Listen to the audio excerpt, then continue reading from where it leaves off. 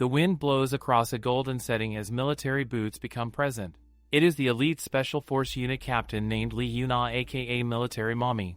An underling asks her to be more gentle as she is freaking out all the other soldiers. She brushes her face as she mentions how she hasn't even shown them half of her horrifying side yet. The underling then mentions this is why all the soldiers call her the devil. Lee Yuna is a soldier at heart with outstanding performances and an excellent grade in the military academy. She was also the first student to earn the title of captain as well. The underling then mentions, however, that if she keeps up this attitude she will never find that true someone. Yuna tells him she has no interest in love or marriage, to which the underling asks if she plans to be a soldier for the rest of her life. She responds by saying of course, as a man comes running in from behind yelling captain. The messengers state that a village thought to be the enemy's residence has been destroyed, to which Yuna mentions it must be the US looking to spread freedom again. A bomb then goes off as Yuna covers up and her men shout in pain. She yells at her soldiers to guard their positions and that they are under attack. She says a non-monetizable word as someone yells for the captain to watch out. A big old nuke then seems to rain down, causing a massive boom. Yuna seems to levitate and watches the flash as it gets even brighter and then even closer. Silence is then heard as the lights go out. I wonder if this is what Oppenheimer the movie will feel like. She wonders if she's still alive as a fancy room can be seen. She sits up as she notes she does not feel any pain on her body.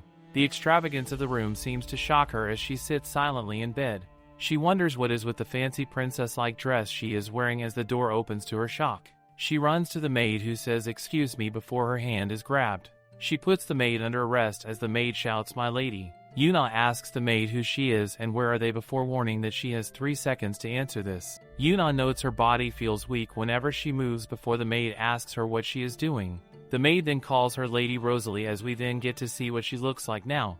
Narrator interjection: but how is this fair? She looked good in her former life and even in her new life as well. I only get one life and I was born looking ugly as hell. Yuna, who is now Rosalie, internally says wait a minute. She notes that this voice is not hers as the maid pleads with Lady Rosalie to release her as her arm is about to break. Rosalie does so as she stares at her arms and notes they are not here. The many scars she had accumulated from training as well as the tanness and firmness of her skin. She then yells for a mirror, to which the maid tells her it is over there. She then asks the maid for her name again, to which the maid asks if something is wrong before referring to our female lead as Lady Rosalie Judehart. Rosalie pinches herself to see if this is all real before thinking about her new name. She recalls this being the name of a character in a book her friend had written. She recalls her homie asking what she thought about it, to which our female lead called the character Rosalie pathetic. She also said that romance novels were so not her type. She mentioned that they were sometimes very frustrating to read and require mental training for. But this character Rosalie in particular is the most pathetic she had ever seen. Her friend tells her that is not the point and that the main plot revolves around the male lead helping the sweet female lead, to which Yuna calls this hard to read. Yuna mentions that the female lead is sweet but her character is too much, while also saying the male lead was kind of crazy and not her type at all. Now in the present times her reflection can be seen on a mirror. She stares in silence before dropping the F-bomb. For days would pass as we see her now sipping tea, having accepted what had happened to her. Despite this, she still cannot handle what is going on. She is currently in her friend's novel as the character called Rosalie, who will soon lose her powers. 5 years ago, Rosalie had lost her father and was forced to live with her stepmom Bella. Rosalie was the heir to the duchy due to her royal blood, but was soon found to be too timid and incapable of taking the throne. This caused her stepmom to become the lead figure in the family and use Rosalie as a puppet. Her stepmother had an obsession with luxury, slowly depleting the family wealth before later on joining the Marquis of Wendell to initiate a territorial war. Having taken advantage of Rosalie, this stepmother would steal all the property and possessions while leaving without a trace. After winning the territorial war due to the help of other parties and becoming a noble herself, nobody ever knew about her shady past. Our female lead wonders what to do and whether she should change Rosalie's fate or allow the story to flow naturally. The truth is that this story does not have a set ending yet, and our female wonders if she should keep it that way. She, however, does not want this to happen and decides to think of everything going on first. She calls for Emma to bring her a pen as she then starts to write. She will not get any help from any existing characters yet, so she must prepare for the upcoming territorial battle in 4 months. She notes that this way she can save the duchy's economic power before deciding that she will also need to increase military power. Our female lead, who is now Rosalie, rings her bell as a maid comes in. She asks for the maid to prepare a dress as she will head out. The maid nervously questions if she is Rosalie, to which our female lead responds yes. Our female lead notes this girl is quite amazingly perceptive, as she is the one who stays by the real Rosalie's side till the end of the story. Rosalie then refers to the maid as Emma and mentions how since her father died, Rosalie herself has not shown any dignity. She tells the maid she has now changed, as she is the Duchess of this land. The maid seems stunned as she holds her apron before telling Rosalie that she'll help her dress up. We later see our female lead in a wonderful dress as Emma asks Rosalie where she is going. Rosalie says title to Emma's confusion. She tells the maid she'd like to stop being referred to as lady. Emma apologizes for the rudeness as Rosalie says to be careful about calling her that from now on. Emma thinks to herself about how much Rosalie has changed as we then transition to the training grounds. As Rosalie walks, Emma calls for the Duchess. She then asks why they are at the training grounds, as we then see all the dudes there have finally noticed her. They all wonder what the princess is doing here, as Rosalie then says everyone is out of their minds. Someone asks if there is a problem, which causes Rosalie to turn and see Knight Commander Aaron. Rosalie says she is here to see Aaron, which clearly confuses the guy. Aaron notes it seems like Rosalie is no longer afraid of Bella anymore, to which Rosalie asks Aaron if he'd be scared of a 3-tongued snake in front of him. This again confuses Aaron before he starts to laugh. He then calls her Bella's pawn and asks if she is spying on this place, which leaves Rosalie speechless. He asks why she is not saying anything, as Rosalie notes Aaron is neither making eye contact with her or running away. Rosalie then says that his reaction is understandable considering her previous behavior, to which Aaron asks if something is wrong with her head. She then yells Commander Aaron's name before asking if his loyalty to the family is still in his heart. He yells, telling her she is asking an obvious question, as he has been serving this family for many generations, so of course it is. Rosalie tells him well done, as she then turns to walk away, which again confuses him. I'm confused as well, not gonna lie. It is later seen that she watches over the training on the 1st, 3rd, and 6th day. This all builds up to Aaron asking why on earth she is here. She tells him she is watching them train, to which Aaron asks what she thinks about it. She calls it terrible, to which he calls what she said nonsense. She glares at him as he now stiffens up. He wonders what is up with this aura, since it feels like that of a well-trained knight. She tells him just by watching them it appears that they are incapable of beating or killing anyone. She tells him she is sure they can do better, to which Aaron clenches his fist and tells her she never even cared about the knight's true potential. She then crosses her arms and offers to give a hand. Aaron asks if she can even do this and if Bella would allow it, to which Rosalie notes if they do this she is sure it will pay off. Rosalie then asks Emma if Bella fired the old butler, to which Emma says yes. Rosalie then mentions she will cut her off, which causes Emma to freak out as she wonders what Bella will do when she finds out.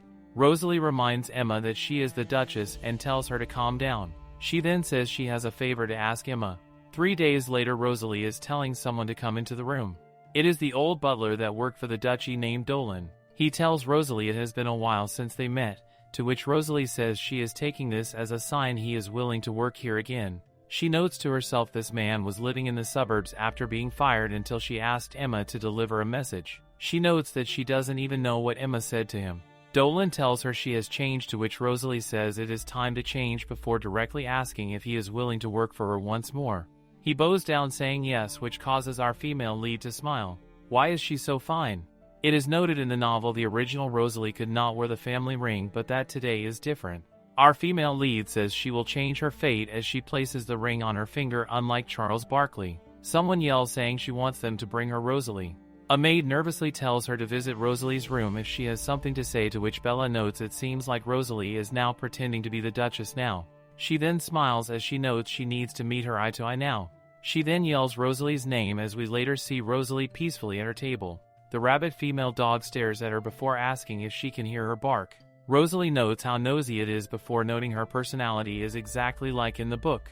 Rosalie calls her a paranormal snake as Bella calls Rosalie rude and asks if Rayleigh taught her that.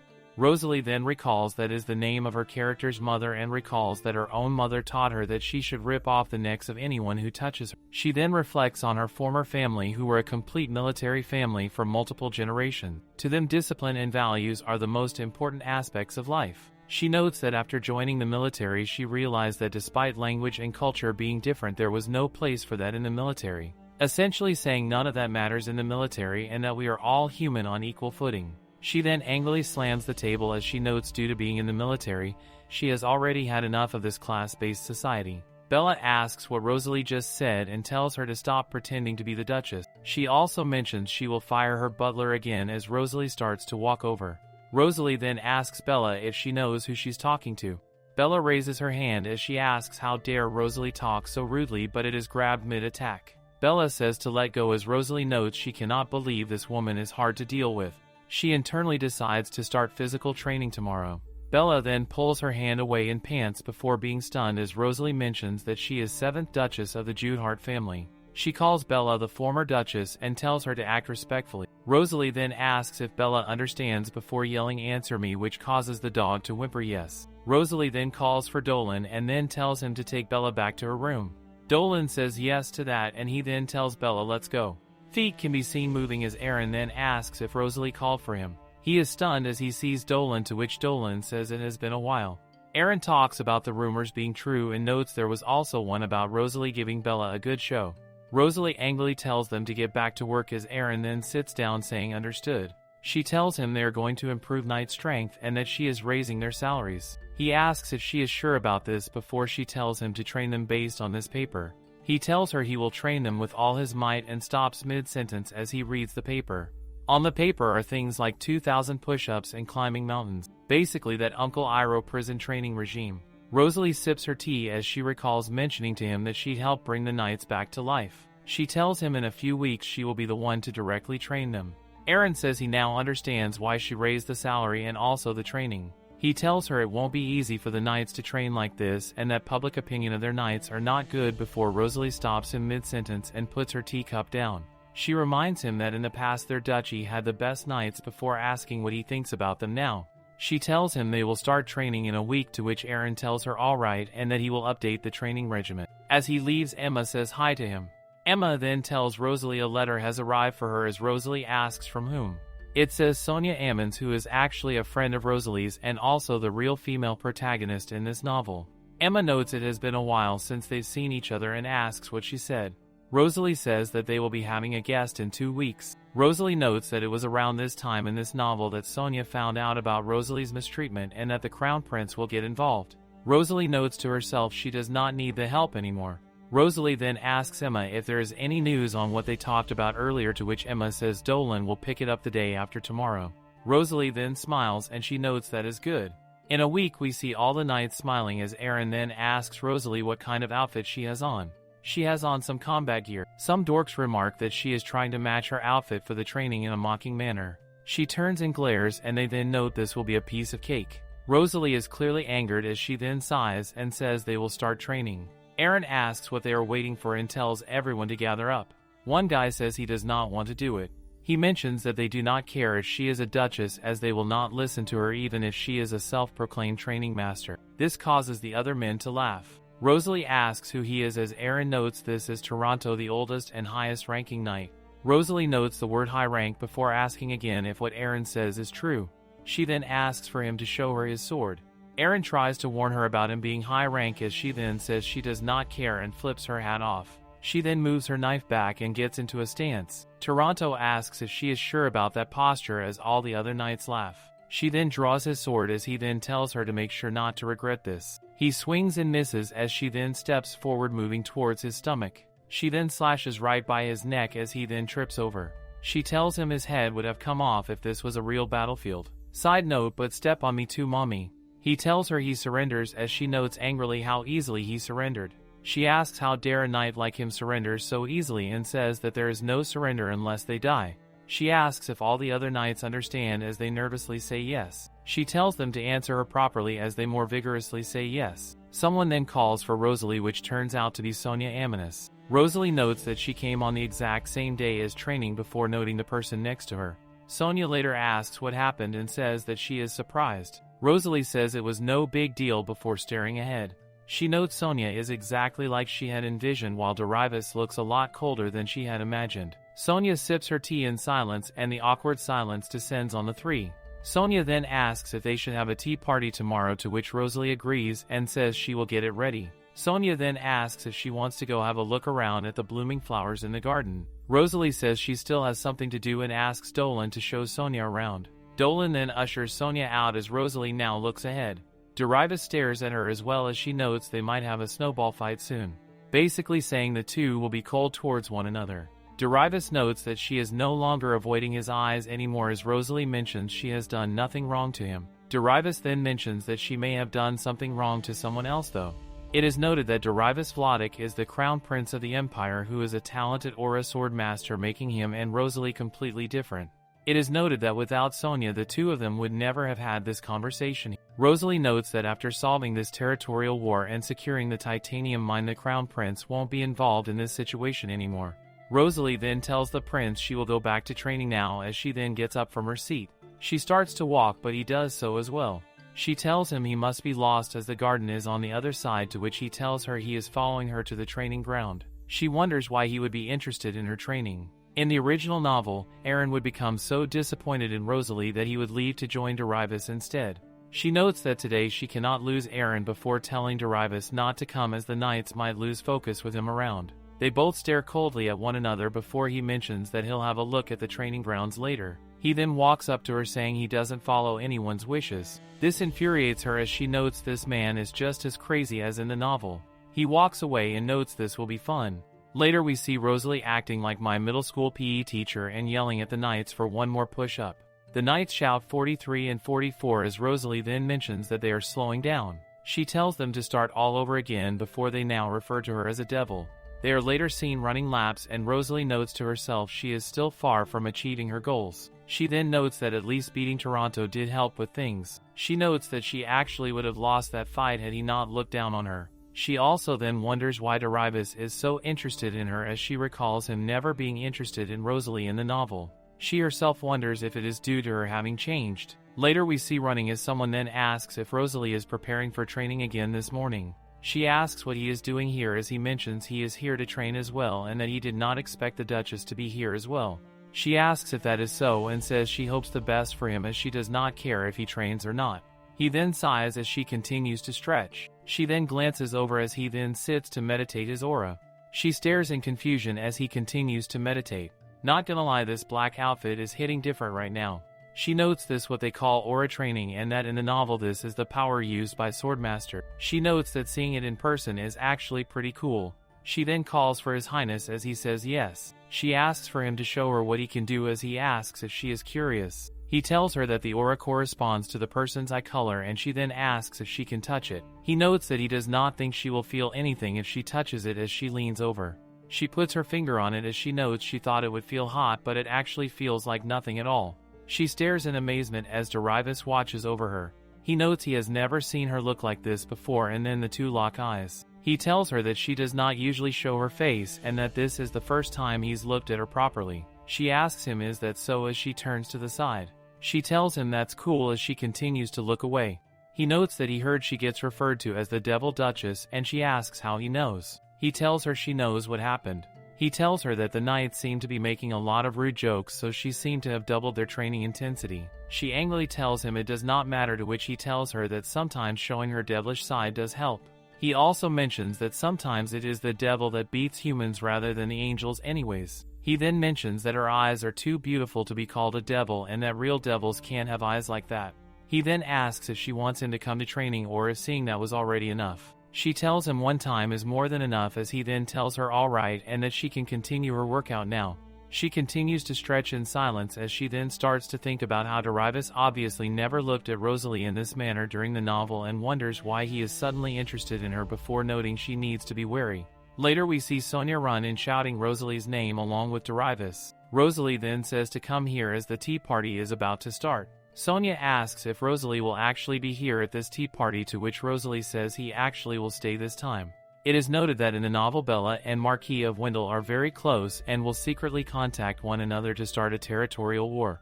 She then internally says let's see if this works out as it was originally written. Sonia then says she has not seen Bella and that the last time she saw her was when she was packing her things. Rosalie says that Bella left to go to the villa for a while as we then see some red heels. A stench can be seen in the air as Rosalie notes they were just speaking of the devil. Bella says it is a pleasure to meet the crown prince of the empire as she then looks up. The three then stare at her as Bella mentions Rosalie never said the prince was coming. She asks if Rosalie was determined to embarrass her or something, to which Sonia says that's not it. Rosalie then asks why she would be concerned about that. Bella asks what she is talking about as she mentions she is the Grand Duchess of the Judehart family. Rosalie stands up saying she is the Duchess of the Judehart family as Bella asks what about it. Rosalie says this means that Bella has to follow her orders. She then tells Dolan to take Bella to her room as if she were a toddler. Dolan tells the lady to go, which angers her. She says how dare and tries to strike again, but again her filthy hand is grabbed. Rosalie mentions unless she wants to get dragged away in front of guests by knights, she should just leave quietly. This causes the Crown Prince to smirk as he notes he never informed her of his visit as it is the Duchess's choice on whom they want to inform about it. A furious Bella then turns to walk away as someone then calls for Rosalie.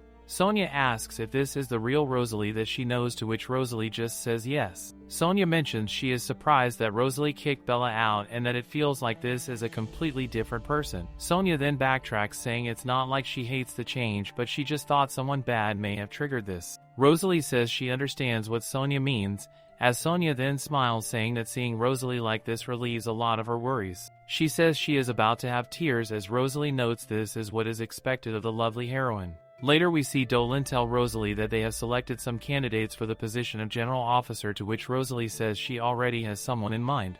He asks who might that be as someone is then seen walking in.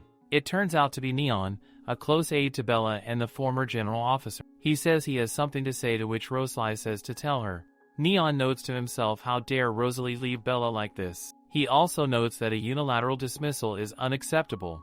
The story notes that the money Bella and Neon took for themselves is impossible to recover. Neon yells saying she has no shame as he has worked for the Duchess family for years and says that she will have to deal with the Duchess after throwing him out. He tells her if she backs out of the dismissal this time he will let it slide. Rosalie then wonders if she should teach this ugly mustache a lesson. She notes he is not from the army and that she should be more patient with nobles though. She does however decide that she needs to let him know who the real Duchess of this kingdom is. She walks over saying she has a list of all the corrupt things he has committed and that she has nothing to say to him even if she makes an immediate action for him. We see Aaron coming calling for the Duchess as Rosalie then mentions that she wanted to confirm to him that Neon will be leading the castle. He asks if she means that man, to which Neon notes it is the Knight Commander. He then tells her to leave this guy to him as he prepares to serve a knuckle sandwich. We later see Neon shout in pain as it is noted that Aaron used to suffer a lot while under Neon. Dolan then asks about who she was talking about as a replacement as she then tells her to bring back the man named Erudit. It is noted that this person was the first commoner to graduate from the academy with a perfect score and that in the novel he was the aide and general officer from the Crown Prince. She notes to herself that in this world one must always find people they can use. Later she talks to Sonia, who mentions that her father bought her a villa. Rosalie notes that must have been nice as Sonia also mentions getting dresses and jewelry as well. Someone then yells that Erudit has arrived and Rosalie says to let him in. Erudit then comes into the room. Not gonna lie, I thought he'd look more handsome, but he kinda looks like a nerd. Sonia notes she should go now as Dolan leads her out. Rosalie tells Erudit to have a seat and asks if he can start work tomorrow. She mentions the commute may be hard, but there will be a lot of overtime work for him. She starts to continue before he says he thought this was an interview and asks if she recruited him already without even asking one question. She tells him this is just her way of finding and recruiting talent quickly. This is probably the same hiring process Walmart uses, considering all the crackhead employees I run into there. For some reason Sonia looks coldly at the two and even has a scary eye watching in on them. She gives Snake the Grass vibes, not gonna lie. Rosalie says alright then before asking if he is going to change his mind. He tells her that is not the case and that he is just confused as to why she picked a commoner for this job. He then mentions that maybe she is trying to use him to cover up the corruption that the general officer committed in this kingdom. She notes little is known about where Erudit came from as she tells him that is not it. She says she will not do such a thing to him and that she chooses him purely from talent alone. She continues to think about how Erudit is an ambitious man who is definitely not cowardly and is rather unsympathetic. She calls him a man that can see through the glass. He tells her that he understands and asks if he can start working tomorrow. She tells him no problem and that a room has been prepared already, and he thanks her for the consideration and says see you tomorrow. He walks out and stands outside the door. He wonders if the rumors about the Duchess being timid were a lie, as he notes she seemed determined instead. He notes she even treated a commoner like him as a talented person and that she has the appearance of a skilled Duchess that has gone through all sorts of things. He starts to wonder what is going on as someone says they saw him earlier. It is Sonia who asks what his conversation with Rosalie was about. She mentions it must have been hard to talk to a timid person and asks if they got along well. She tells him if there is anything he can go ahead and tell her.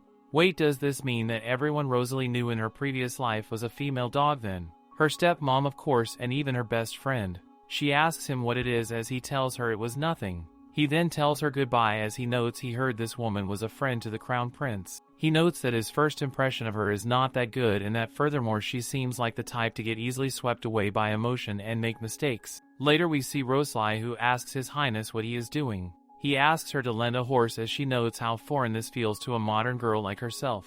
He says he plans to go horseback riding and asks if the Duchess would join him, to her shock. She says she doesn't know how to and that she will let her servants bring him to the stable to get a horse. He smiles as he says he'd like the Duchess to be the one to show him the horse. She notes how annoying he is as she then says, "Follow me." Later at the beautiful stable we see the pair walk inside. She tells him he can choose whichever horse he wants and then tells him to enjoy the ride.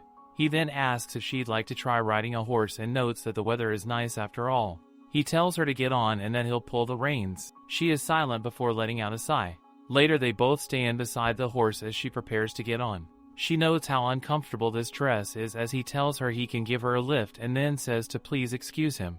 He then lifts her up the horse. As she sits there he starts to talk about how she first needs to get used to it. He then stares before boarding himself. She mentions how he said he'd just pull the reins, to which he says it looked like the Duchess would prefer to run with the horse. He tells her he will start now and lean on him comfortably. He then says hiya as they then both charge off. Rosalie feels the breeze as she then closes her eyes and before we know it, it is sunset.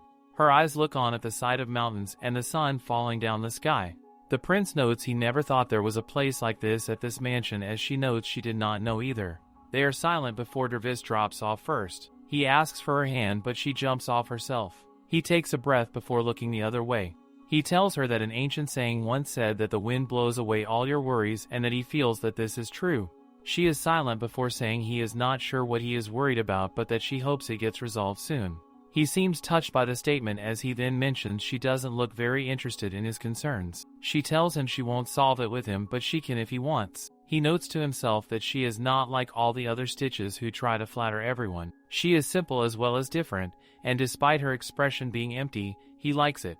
At sunset we see Emma noticing something. Sonia is walking around before Emma asks if she needs anything. Sonia mentions not having seen Debbie or Rosalie anywhere as Emma mentions seeing them go horseback riding. She then points saying they are as horse strolls through the gates. This clearly angers Sonia, who starts to note he was not like that before.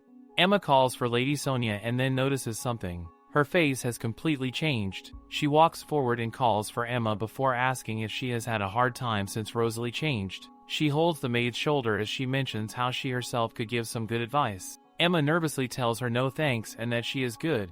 Sonia then walks away, noting it's just hard when someone you know changes so much. Dolan is closing the gates as the reins of the horse are pulled back. The horse jumps slightly upward to stop. Rosalie tells Derivis that since they are here now he should get off. As they both get off, Sonia calls for the two and asks where they have been. The prince tells her they just went out for a while and then walks right by her. Sonia then calls for Rosalie and then asks to tag along next time as she is very lonely. Rosalie apologizes and asks if she'd like some tea. Rosalie then tells Emma to prepare some tea. As the pair walk by, Emma stares at a smiling Sonia before noting something is very wrong. Rosalie walks down the large hall before someone asks her if that is a training suit. Bella calls it a vulgar outfit for a noble woman as Rosalie just completely ignores her and then tells her she may go now if she has errands. Bella yells saying nothing will change even if she has changed. This prompts Rosalie to turn and ask if Bella is afraid. Bella questions this as Rosalie asks if Bella is scared because she got ignored.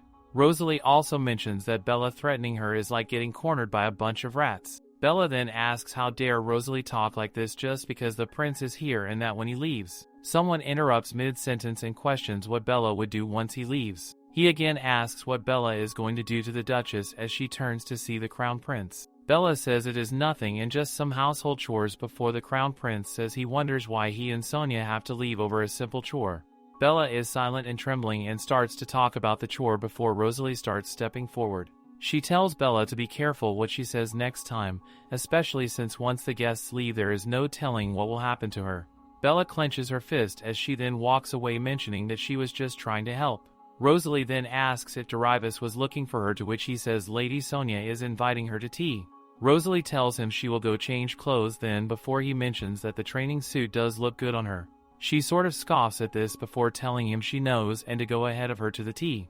This causes him to laugh. He notes he was wondering if what Bella said bothered her, but notes that Rosalie looks different in that style. Later we see Rosalie bowing down saying they look forward to seeing him again. Sonia mentions that she will see Rosalie next time before the Crown Prince says he'll see her in a week. This annoys Sonia before Rosalie calls her name. Sonia then tells her that she will see Rosalie again at the party. The carriage then rides off as Sonia holds her head up with both arms. She not cute, so why she striking that pose? Sonia asks the Crown Prince when he and Rosalie got so close. Devi mentions it was fun and how he does not really know. Sonia mentions her change of personality was so sudden and does not fit her. She also mentions now that Bella is afraid to confront Rosalie, to which Devi says she does not need to worry about that. Sonia sits wondering what this feeling is and why it creeped on her all of a sudden. She grabs at her dress as Devi calls for her before she tells him it is nothing. Later we see someone laying down some paper. It is Gilbert the blacksmith, who mentions this is a very unusual blueprint for a crossbow. He mentions that the handle is made of wood, yet it functions like a gun and is very portable. He says he's never seen a crossbow like this before, as Rosalie mentions the wood will make it lighter than iron and easier to supply. She mentions a downside is the quality though, but she mentions that he probably know a solution to this. Gilbert mentions magic could solve this, as Rosalie notes he must be referring to enchanting magic. He notes that you can add magnification magic to the bow and use an ogre's tendon for the bowstring. This would increase the bow's range of attack while the crossbow would remain lightweight to use. I'd add Infinity 1 and Flame 1 to it as well. Rosalie asks what they should do to get the magic, as Gilbert says they can buy a magic scroll with a circle inside it, and as for the tendons, the price of those will be so high. She tells him she will handle that before asking if he'd mind taking a look at something. She asks if he is referring to that for magnification. She tells him this is a scope to help shoot more accurately and asks if he can make this one. Aaron tells her he can, despite it being the first time he's ever seen it. Rosalie then asks him what he will do after he starts making these, to which he mentions he will keep his mouth shut. Later we see someone questioning Rosalie if she is going to make an archer unit. She mentions that they are called a firing unit to be exact, and that there are some people in their ranks that are not proficient at the sword. She tells him to go round them up and create a new unit. He asks who will be the one to teach them, as she turns and says that she will. Later in the room, light peers inward. She reads a letter she wrote to someone named Moron Seth saying that she'd like to meet ahead of schedule. She is a woman who runs the largest merchant guild and was good trade partners with Derivis. Someone knocks, to which she tells them to come in. It is Emma, who says she has brought refreshments and tea, to which Rosalie thanks her. Rosalie tells Emma to give this letter to the Countess Moron Seth. Emma holds the letter before nervously calling for the Duchess. She mentions that she is in her 30s and notes that she has been working as a maid since she was young and has met a lot of people. Rosalie says to get straight to the point, to which Emma says it's that. She cannot finish as Erudit then walks in the room saying he has important matters to discuss. Emma then says never mind and that she will just say it later. Rosalie then tells Emma to not hesitate if she needs something from her. Emma says yes and thank you before rushing out the room. As she closes the door, as she notes apart from Sonia, she herself would like to ask if she could be Rosalie's friend. She notes to herself that this may be going too far. She then notes to herself that as long as Rosalie is Duchess, she will continue to take care of her. Protect this girl at all costs. Why are the maids in these types of stories so underrated? Later in the room, both Erudit and Rosalie sit in silence before someone yells about how a person like her should be able to enter the room. The maid protests this as Bella yells for them to get out of the way, as she needs to see Rosalie. Bella busts right into the room and asks who decided to reduce her funds. Rosalie notes it must have been a while since Bella has received that notice. Bella mentions how she heard Rosalie was attending a party and asks if she is going in an expensive dress and jewelry. She then calls Rosalie a coward, as Rosalie mentions Bella's corruption last month is worth buying a lot of jewelry. Bella says what, as Rosalie mentions Bella can sell all her luxuries if he wants her money back. Rosalie then also says that if Bella comes into her room with nonsense one more time, she will cut the flesh off of her arm. Bella stares down in fear and her hand trembles at the blade. She notes that Rosalie is out of her mind, as Rosalie then yells at the maid. She tells the maid to take Bella away, as the maid asks if Lady Bella is alright. Erudit stares on as he notes that's why they call her the Devil Duchess. She notes that the rumor must be spreading all over the place, as Erudit says she is quite famous. He says that if this offends her, she should make some money instead and just go. She tells him no and not yet. Later we see Rosalie in a crowd of people as her knights mention to each other that they should go to the square. Rosalie mentions to them there is a training ground in the other mansion to their dismay. Someone then tells the Duchess that Butler Martin is waiting in the mansion. She tells Arruda to take care of the mansion while she is away as he tells her he can handle this. She then tells her men to go as they then arrive at a big tall building. The carriage rolls through as she stares outside. Emma notes that the Duchess might get blind once the portal commences, to which Rosalie says she will watch it since it's been a while since she'd seen one. A light appears as the carriage is under a magic circle. A poof then occurs as they then have now arrived. Rosalie starts to walk out as she notes how boring that was. Outside she stares ahead at the Duchess' capital residence. Many greet her saying it is a pleasure meeting her this morning as she then starts to walk through. She notes to herself that this is why Dolan told her the capital residence was beautiful. She then calls for Emma to bring her some comfortable clothing to wear. Rosalie then puts on a new fit. Kind of looks like a Western cowgirl fit, to be honest. Someone asks if she is able to leave without an escort as he mentions it might be dangerous for her out there. Aaron grabs onto the guy named Arthur and mentions to him that if he touches her he'd likely have some broken bones and missing fingers. Rosalie says she brought her dagger and they are in the capital under broad daylight, so there is no need to worry. Arthur then tells her that he is hoping for her safety then. Later out on the streets we see Rosalie walking around with a hood on. She notes how lovely it is here, especially with all the kids running around. Someone says let's go as a kid yells it hurts. She notes guys like him are everywhere as the guy continues to drag the kid before Rosalie reaches her hand out. She grabs the kid away from him as he asks who she is. She then leaps forward and puts a dagger to his throat and shocks him. She tells him to turn around as he notes he is screwed. She asks for his motive with the child as he is in tears. He mentions that kids like him are expensive, so he wanted to take him home. Rosalie asks if the little boy can move and go call on some guards. The kid runs off as she looks on. She then turns back and asks for him to guide her to his whereabouts. Later in a dark alley we see a bunch of kind and respectable men in society asking Oren where the kids are. Oren then falls over as Rosalie carries a bloody knife. They ask who she is as she then goes on a rampage and slashes the other guy as well. Someone yells that women must be the leader and to get her as Rosalie is surrounded. Debbie for some reason is here as well. He asks the Duchess what she is doing as she turns and recognizes that voice. She then asks what His Highness is doing as he is tied up. She tells her he is playing as she notes he must be crazy. He then notes that since the Duchess has now appeared he should probably finish this off. The men wonder how he did that as he then says if they are confronting the Crown Prince they must know how to handle things like this. Rosalie then says she'll go left and he mentions he'll go right. The men hold hands as they shout in fear. Later a knight asks if the two of them finished off the thugs, to which Rosalie says that is right. He then asks who she is, to which she asks if that matters. She tells him she is a nobleman and that he must not dare to know. She tells him the man behind her is her knight and that they should do their job and take care of those fools. Rosalie notes Derivis probably wants to hide his identity from them as if they knew it things would just get more complicated. The man then says they have to tell him who they are as someone then shouts. The man from before is in pain as Rosalie asks if he still wants to know. The knights then say that's all they need to know and that they will move now. He tells Derivis that it's best if they leave now and tells him to go. He stares at her and blushes before saying he understands. He later asks how she knew he wanted to hide his identity, to which she mentions she noticed it. He also says she is good with daggers and as she tells him she is heading home to clean up. He tells her that was cool of her and says to use this cloth as she says no thanks. He tells her he has done her a favor as Rosalie says she will use it as thanks then.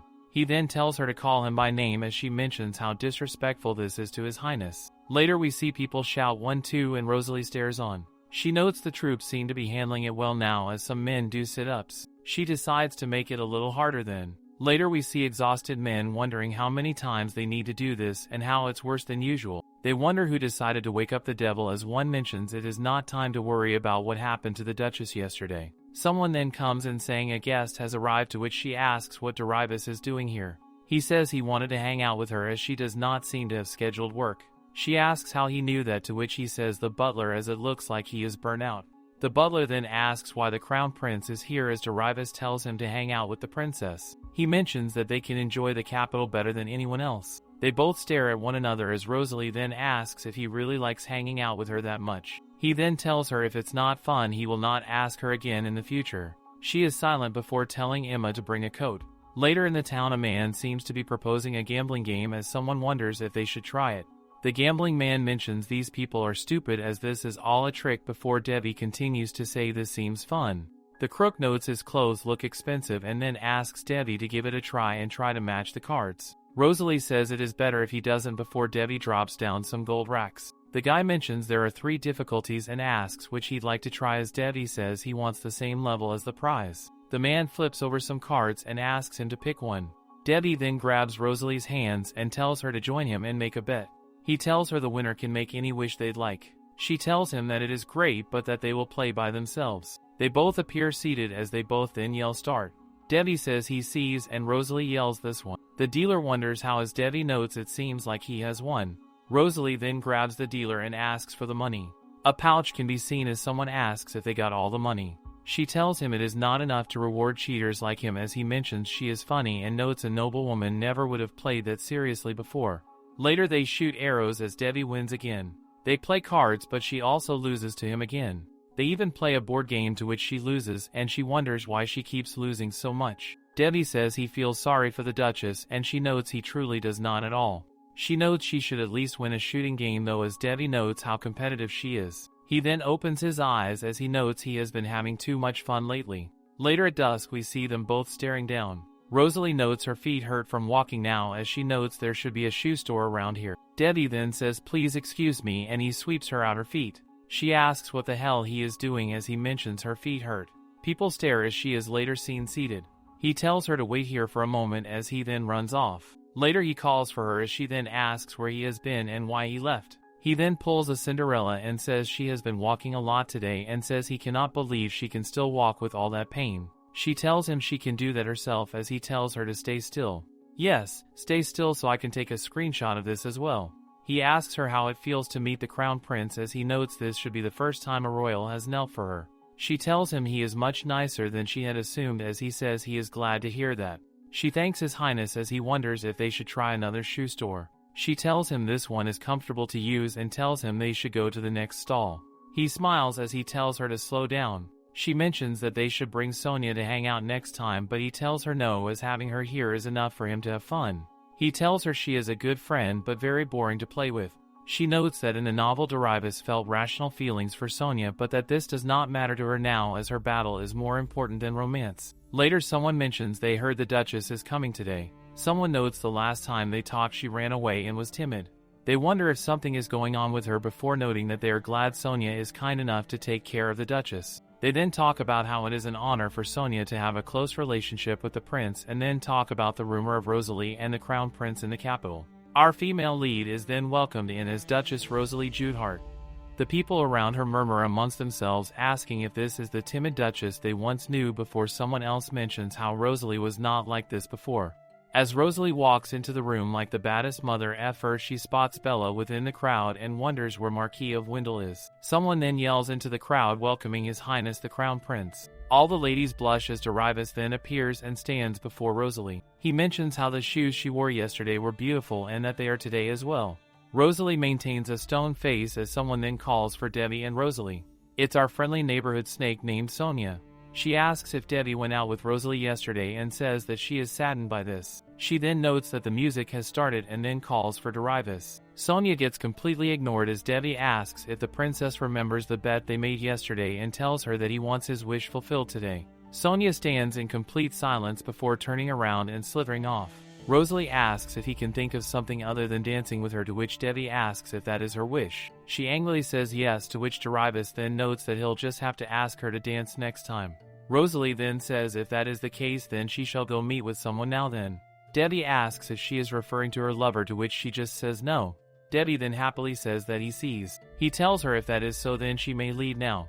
Rosalie then proceeds to wander around looking for Marquis of Wendell. She then spots Bella and him together as they finally meet. She notes how the real battle has finally started as Dumb and Dumber then exits the room.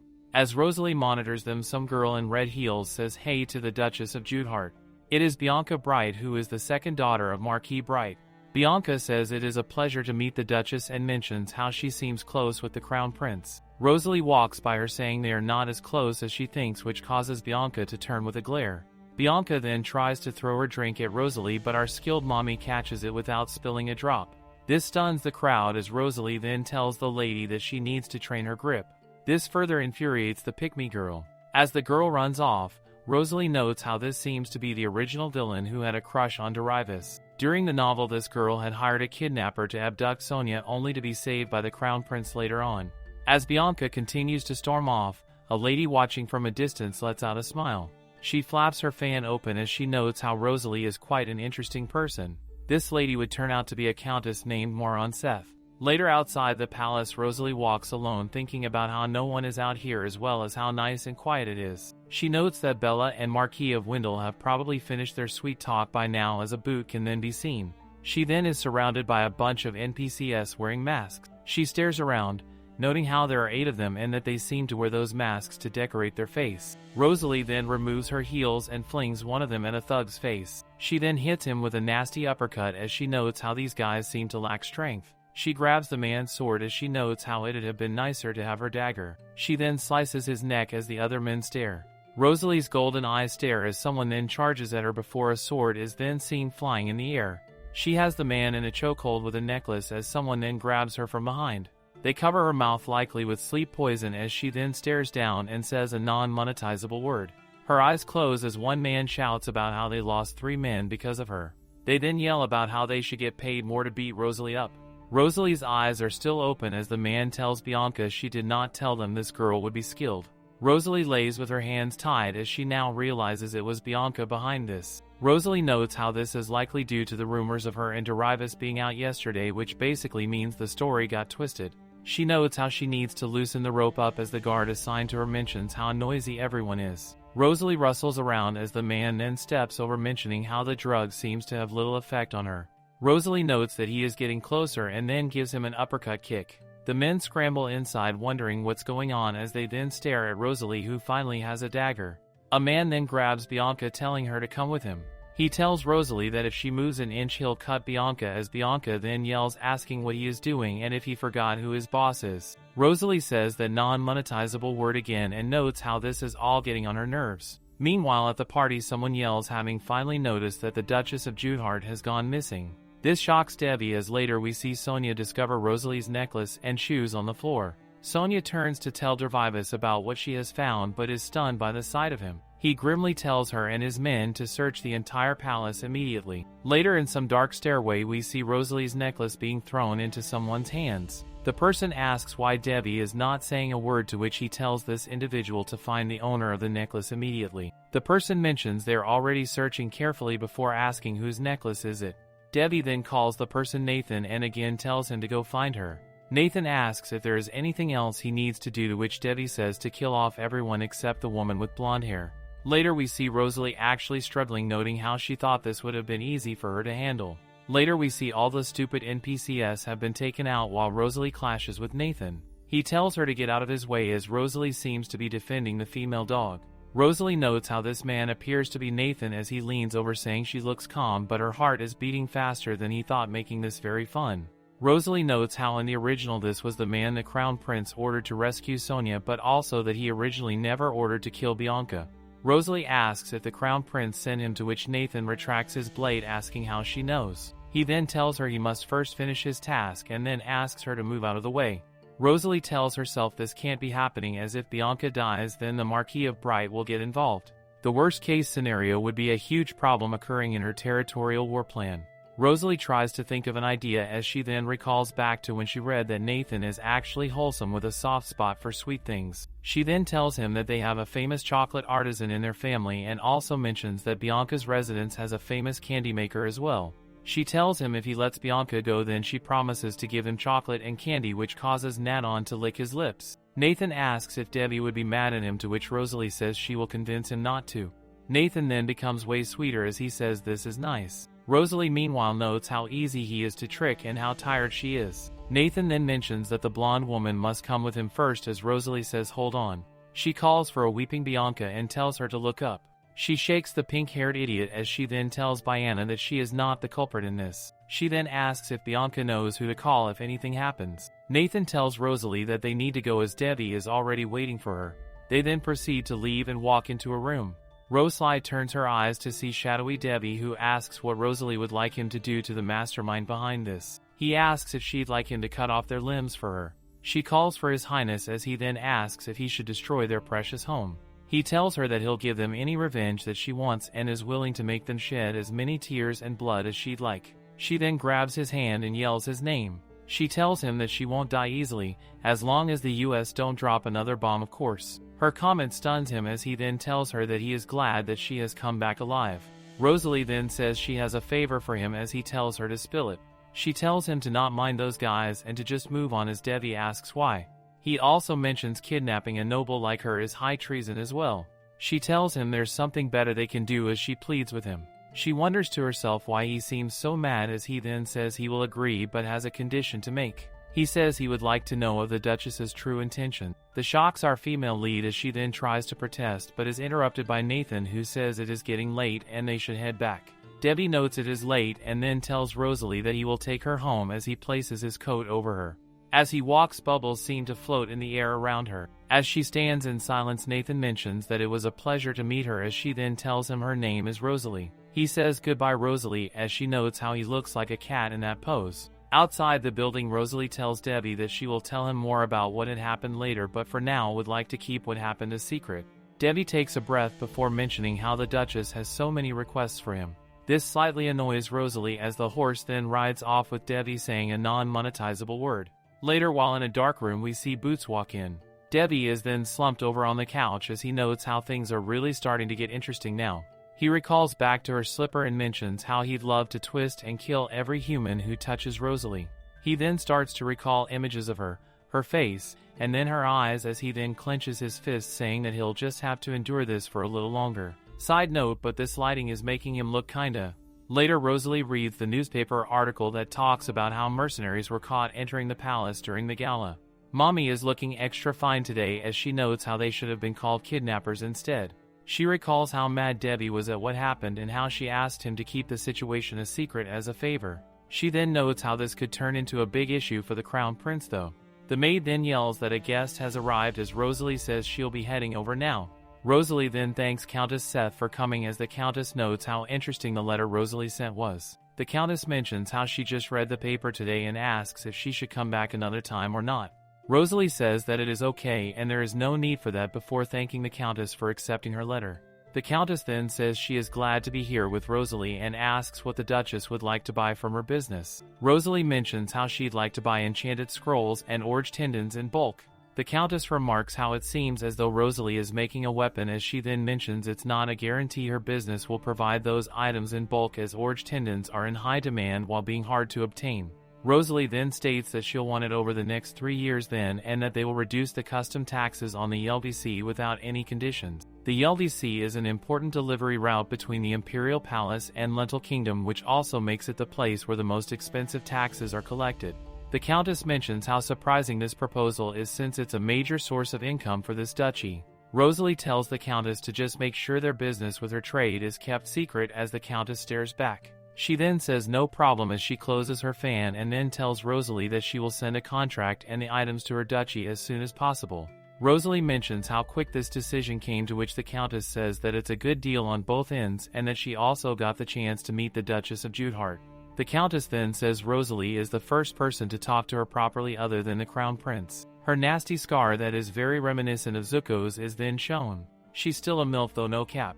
Rosalie asks if that is so as she internally notes how she's seen plenty of scars like that in her life. The MILF then says that Rosalie is a very interesting person to talk to as Rosalie tells her she doesn't know why she's been hearing that compliment so much recently. Countess giggles as she notes how the Duchess is really cute as well. Later we hear Rosalie telling Sonia that she is good. Sonia asks if Rosalie is sure and asks where it hurts, to which Rosalie says that she is sure. Sonia then asks if Rosalie was really rescued by the guards as she did not see Rosalie near the garden. Rosalie wonders if she heard this from Derivis and how unexpected this is. She then notes that if she denies this the prince will get embarrassed, so Rosalie tells Sonia to just not worry about what happened. The snake has that Arthur meme moment as she clenches her fist thinking about Debbie and Rosalie together. Rosalie then calls for Sonia as Sonia then grabs Rosalie's hands and says it is nothing. She says that she heard Rosalie would not be attending the ball today and mentions how running into those types of men again would be bad and surely would cause Rosalie to lose her dignity. Rosalie angrily pulls her hand away from the scaly reptile as she starts to speak. The Judas then acts fake as hell, saying she needs to go to the ball now and tells Rosalie to take care. The snake then slithers off away from Rosalie as Rosalie stands in silence. She has a noticeably angry expression on her face. The day gets bright as someone tells the Duchess she has a guest, to which Rosalie says she does not recall inviting anyone. The guy says it is the pick-me girl Bianca, as Rosalie wonders what the hell Bianca is doing here, especially when she just wants to rest. She then wonders if the girl will be here to make a ruckus and try to splash water on her again. Rosalie tells Martin to not bring the carriage and to not let anyone in, as Martin mentions how Bianca is a guest and doesn't even have a carriage with her. Rosalie walks by before angrily saying she will knock out all of Bianca's precious teeth. Later the two sit face to face. Rosalie asks why she came to see her, as she internally hopes Bianca does not surrender. Bianca then says she would like to apologize, which comes as unexpected to our female lead. Bianca then also says that she would like to call Rosalie her uni, which basically means older sister. This stuns Rosalie as she asks what Bianca is saying. Bianca then sits right by Rosalie and again begs to be allowed to call Rosalie uni. Rosalie asks why though, to which Bianca talks about how even though she kidnapped Rosalie, Rosalie still saved her. Bianca then talks about how she cannot get that moment out of her mind, as Rosalie is stone-faced before trying to get Bianca to listen to her. Bianca again then asks to call her uni and then shyly says it's not that big of a deal. Rosalie then tells Lady Bianca to call her whatever she likes, which draws out a smile. She then cheers as Rosalie notes how they are both supposed to be 20. Bianca says that's okay and that if she was born a day later she'd be 19. Bianca then says Rosalie is so cool, so she deserves to be called uni. She then gleefully says she thought Rosalie would be mad about it but is so happy that Rosalie accepted this. Rosalie then mentions how she heard Bianca had an older brother and younger brother, as Biance tells Rosalie to not mind them. She then tells Rosalie to stop by her salon sometime for fun, as Rosalie gives it a thought. A salon in this world refers to a place where gatherings are held. Rosalie thinks about how luxury is a common topic in this period and that rumors judging others on appearance have become a big issue. She also notes how Sonia would have a hard time dealing with this. Bianca stares as Rosalie ponders before Bianca calls for uni. She asks if Rosalie is a close friend with the daughter of Count Ammons, which causes Rosalie to stare back at her. Later in the dead of night we see Rosalie frustrated and holding onto her head. She recalls when Bianca asked if she was close with Sonia, to which Rosalie mentioned that they are childhood friends at least. She notes to herself that Sonia is a close friend with the real Rosalie, to be more exact. Bianca mentions how she can't get along with Sonia before yelling about how she now has a chance to get close with the daughter of Count Ammons thanks to uni. Moments later we see that Rosalie is having Bianca escorted out as she yells about wanting to have dinner with Sonia. What's so appealing about having dinner with snakes? Rosalie then decides to think of something else and notes how great Erudite's work is. She notes that due to this she will be giving him a complimentary note today. The note mentions how his work is neat and how he did an amazing job. Rosalie tells herself it was fun pretending to not be shy as Erudite stares at the letter. As he does so, Rosalie notes how she might get into a bad habit of sending out complimentary letters starting today. Later a crowd of people are seen in what appears to be the town. Some hooded individuals can be seen as one asks where the Intelligence Guild is. It turns out to be Rosalie, as a man tells her it is over there. He tells her to go straight as they proceed forward. A figure seems to be watching them as Rosalie notices it with the side of her eye. She then moves quickly, which shocks her men. They ask where she is going all of a sudden, as a street vendor then tells Rosalie they sell good jewelry here. Rosalie picks up a piece of jewelry as she mentions how someone is following them. The two men are stunned as she gives them the coordinates and description of the individual. She then tells them the plan has changed and that they will be heading to the alley. They then move off as Rosalie then turns a corner while her two men walk right behind her. The hooded individual is right on their tail.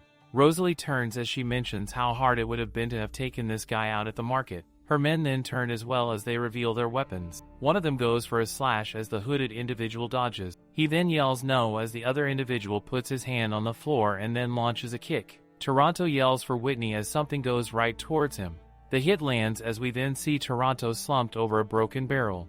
The hooded individual stands still before approaching Rosalie. She opens her mouth as she then asks Nathan what he is doing, to which he just greets her. He asks how she found out he was tailing her, to which she tells him to knock it off and asks why he followed her. He tells her he was just out for a walk until he smelled something sweet coming from her bag. Rosalie opens it wondering if Emma put these in here. She recalls back to when she asked Emma for chocolate as Nathan yells for chocolate. She then notes how she did not need it today before just tossing the bag over to Nathan. She notes how had it not been running into him she'd likely have thrown them away. He then asks what she is doing here and mentions that her knights will be out for a while, so he will let her know when they are well again. Rosalie angrily notes how he is saying this when he was the one who knocked them out. She tells him she is going to her intelligence guild as she has to meet someone. He asks if she is looking for someone to do something special, as she tells him that's right. He tells her if it is special then he should tag along. She asks if he is serious, to which he tells her they should move to a different place for now. He then proceeds to carry the knights and walk off. He then stops as he tells her not to worry as he is capable of this. He then smiles as she tells him she knows he is. She also notes how he's not even struggling to carry 2 people, as he then says it'd be better if helped her with her task. Rosalie covers her mouth to think before saying fine and that they should move on. As they walk, Rosalie notes how she has no clue what he's thinking, but at least he is considerate. She stares as she then notes how his skills would likely be able to notice and discern Bella's motives. In addition to that, he is someone that is easy to approach. Later, in some dingy place, Rosalie asks if Nathan lives here. He mentions to her about how he has good ears and how noisy it can be outside, so staying here should do. He then carelessly drops the man's body to the ground like those employees at the airport. This leaves Rosalie speechless as Nathan strikes a match and lights up a candle while asking what he can do for her. Rosalie takes a seat before mentioning how she needs to make sure he can do it. He then sits right next to her and asks her to just tell him. Side note, but why is this dude always in a sports bra? He mentions that if she tells him he'll do it for her. Rosalie mentions how she did not expect him to agree to this before asking if there is a reason for that. He tells her he just wants to have fun with the dear Rosalie. Rosalie thinks about the have fun statement for a moment before Nathan mentions how either way she already knows him and how he's capable of pretty much anything. Rosalie then mentions the name of her dog-faced stepmother Bella. She tells him to get close with this woman and watch her every move. She tells him to have a close enough relationship with this creature to where he can change her mind. Nathan tells her he understands and that this should be an easy task, but he will try his very best. Rosalie tells him she can handle the rest and will give him a reward for all this. She then walks over to her knights and asks how long they plan to stay asleep for. The 2 men start to wake up and wonder if this is a nightmare since they hear the voice of a devil.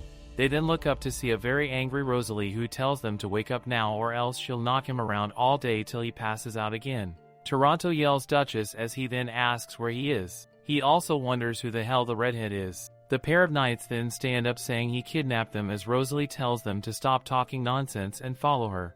The 2 stare as Rosalie gets farther away. They then nervously ask if the Duchess is hurt, to which she says no and that they are leaving. Later on we see Rosalie in a white dress as she then picks up a letter. It is Bianca who fawns over Rosalie and begs to see her, to which Rosalie notes how annoying this is. She then places the letter on top of a cupboard as she then lays in bed, noting how much things she has to think about. She then sits right back up in bed after sensing something before grabbing a dagger from her cupboard. The knock persists as she stares at the balcony door. She then opens it and walks into the night air. Someone tells her that it has gotten a lot easier to see her now. We see Debbie in black leaning on her balcony. Rosalie asks him to explain why an intruder would politely knock on her door like that. He seems stunned by this comment as he then says she should be more considerate to guests who come at night without a notice. He also then mentions her clothes as Rosalie then tells him to have a seat and that she'll put on a jacket. He then looks away as he tells her he is sorry for visiting without reminding her first, to which she tells him he did a good job with that today. Debbie notes how he's not sure if that's even a compliment. Rosalie then places her dagger down as she says she wants to repay him for listening to her favor. He then stares back at her as he says he does not want to be repaid but wants her to spill everything including her plan. She asks why he would care about such a thing, to which he says that he would be worried if anything happens to her. Rosalie wonders if he's scared Sonia would be involved as she notes how dangerous it is that her plans are getting more attention than she anticipated. She then decides that she has no choice but to tell him so she can keep him away from her plans as soon as possible. Debbie then decides she does not have to mention her plans but also says that if anything happens to her he will not hesitate to do as he sees fit. He closes his eyes as he says he promises her that. He then gets stunned as she straight up tells him she and the Marquis Wendell will have a territory war. She tells him that she will be preparing for this as soon as possible. She then mentions how there already are suspicious rumors about His Highness and herself, so it'd be impossible for Marquis of Wendell to let this go. Debbie holds his head as he now understands why she stopped him now and then asks if she is ready for a full-on territory war. She tells him she plans on stepping down from head of the manor, to which Debbie asks what will happen then. He then notes how he did not expect the Duchess to be this reckless as she tells him she hears that a lot. She then says that there is no need for him to do anything regardless of what her plans are. He stares as she then tells him to please return home safe. As she looks forward, he lets out a smile as he then starts to walk out. He tells her we will see about that. Later in the morning, we see the sun shine on the manor. Maids and butlers carry in all sorts of treats as someone dashes by, creating a cloud of dust. Bianca hugs her Uni as Rosalie then tells her she could have just sent her servants instead of coming here. Bianca responds by saying she wanted to see Rosalie and says that if Rosalie wants more sweets then to just let her know. She then hugs Rosalie and asks to go shopping together, to which Rosalie says it will be hard to keep promises but she will try. Bianca then says if that's so then they should go now. Later we see Bianca staring around in the wardrobe as Rosalie keeps her dull face. Bianca tells Rosalie to look at this dress as Rosalie blandly says it suits her. Bianca rummages through the other clothes as she then asks to wrap this one. The lady says understood as Bianca then runs to Rosalie with another dress. She asks if it looks pretty, to which Rosalie says it looks beautiful on her. As Rosalie looks at Bianca, she wonders why this girl is one of the novel's villains. A girl then accidentally bumps into Bianca before apologizing. Bianca then turns it up as she asks if the girl is looking down on her. She scolds the lady as the other women continues to apologize. Rosalie watches as she notes Bianca is mean. The lady continues to apologize and asks if there is anything she can do as she bumps into a mannequin. As it falls, Bianca looks back and her eyes darken before we see that Rosalie has shielded Bianca from it. Rosalie tells the ladies it's better if they put these near the wall, to which they rush to fix the situation. Bianca then wants to have another go at being a female dog, but Rosalie tells her to stop. Rosalie says she hopes Bianca won't be mad at them anymore as they have apologized. Bianca smiles at this as she says she got it. Someone then calls for the pair as we then see a familiar reptile. Bianca notes how she never let Lady Ammon say her name as Rosalie tells her to just stop. She says okay Uni, which seems to trigger Sonia. She asks if they were shopping, to which Bianca rudely says of course. Rosalie says she will talk to Sonia for a moment and asks for a vacant room, to which one of the workers says she'll guide them there. Bianca is left outside of the room like a dog as inside Sonia mentions how she thought Rosalie knew that Lady Bright and her don't get along. She then asks how Rosalie could get close to Bianca despite knowing that. Rosalie then starts to talk about how things started at the ball before Sonia interrupts asking what happened at the ball while clenching her fists. She tells Rosalie that no matter how many times she asks Daddy he won't tell her, and that Rosalie and him seem to have a secret that they won't tell her. Rosalie tells Sonia to calm her tits down as she will explain everything now. She also says that she can call Bianca in to apologize if she wants, as Sonia then asks how Rosalie could do something she can't. Rosalie asks what she means as Sonia then calls Rosalie's name. She tells Rosalie to keep her distance from Lady Bright and to just listen to her advice as per usual. This prompts Rosalie to say there is no need to listen to Sonia's advice, which riles up the snake even more. She then turns to slither away again without saying another word. Bianca peeks in the room before going in and asking if Uni is okay. Rosalie says she is fine before saying she is a little tired today so they should finish this shopping session later, to which Bianca says sure. Rosalie and Bianca both share a smile. Later in the evening we see Bianca humming in a carriage as she notes how she can't believe Uni patted her head. She then stares outside and sees a snake on the side of the road. She recalls overhearing Rosalie ask if Sonia wants Bianca to apologize to her. She then yells to stop the carriage as she then calls for Lady Ammons. Sonia refers to her as Lady Bright as Bianca brushes her hair back. Bianca says she knows she has been rude to Sonia and that she has caused her trouble. Due to this, she apologizes for all she has done to her as Sonia can't stop shaking. Sonia mentions how Bianca pushed her away even when she was being kind to her, to which Bianca says she is right. Bianca then mentions that Sonia is just pretending to be kind though, which is fair, but that most of all Sonia enjoys being superior to everyone. This enrages Sonia as Bianca continues to talk about how Sonia takes pride in this, as Sonia then yells about how she's never done that to anyone. She tells Bianca that is not something she brag about and asks what the hell Bianca is saying. Bianca goes on mentioning how Sonia is even proud of the fact that she can do whatever she wants with Uni and the Crown Prince. Sonia starts to ask when she ever did that, but Bianca covers her mouth as she laughs. She mentions how funny it is that Sonia isn't even aware of all this. Bianca tells her not to pretend that she has not bragged about it, as Bianca has overheard her tell many people that she gives the Duchess advice. Bianca then walks back to her carriage as she mentions that's one of the many reasons she hates her. The snake thinks about how she does not believe she ever did that and that she still does not get what Bianca is talking about. Bianca then tells her she does not care if Sonia is pretending to be kind, but also warns her to not speak recklessly to Uni next time. Sonia tells herself she has never done that, as someone behind her agrees. It appears to be a shadow clone jutsu, as the other snake tells Sonia she was just helping a friend. The clone mentions how it was just surprising how Rosalie got that close with Lady Bright and that she's been betrayed by Rosalie. The voice tells her that it is Rosalie's fault for having such an arrogant heart. The sun shines again as Rosalie stands speechless after having done 5 days of continuous work. She notes how Emma has asked her to go for a walk, so here she is. Rosalie wonders if Emma liked the scarf she gave her, as she recalls Emma thanking her. Someone then calls for Rosalie as she then turns. It turns out to be Bella, who stands by a blonde dude and says it was unexpected that Rosalie did not show up to the first day of the ball. She also mentions that it appears as though Rosalie made up the rumors about the prince. To this, Rosalie says whether she made it up or not, why does Bella even care? This irks the old hag, who then says she does not really care about that, before Rosalie says if that is so, then Bella should not bother her again and go. Bella angrily asks if Rosalie just said she annoyed her, as the blonde man tries to hold her back. The guy tells her to please stop, as Bella then points, asking if Rosalie thinks Bella's only here because of her. Bella walks by and the man does so as well. As he does, Rosalie tells him to come and visit her later tonight. The blonde Nathan carries on as Bella takes an angry breath. Later at night, Rosalie is going through her letters as she notes how Sonia has not contacted her in a while. She wonders if Sonia was always like this or if there is something going on with her. Rosalie then picks up one letter in particular. A man then tells the Duchess that he has prepared everything for her visit to the manor tomorrow and that it seems she will be quite busy tomorrow as well. She then says it should be okay if she just leaves these here and says they will use the portal. The man says yes and asks if he should get her a carriage. She tells him no and that it is fine before he says he will now leave first. The door closes as Rosalie then opens her balcony door yet again for another man.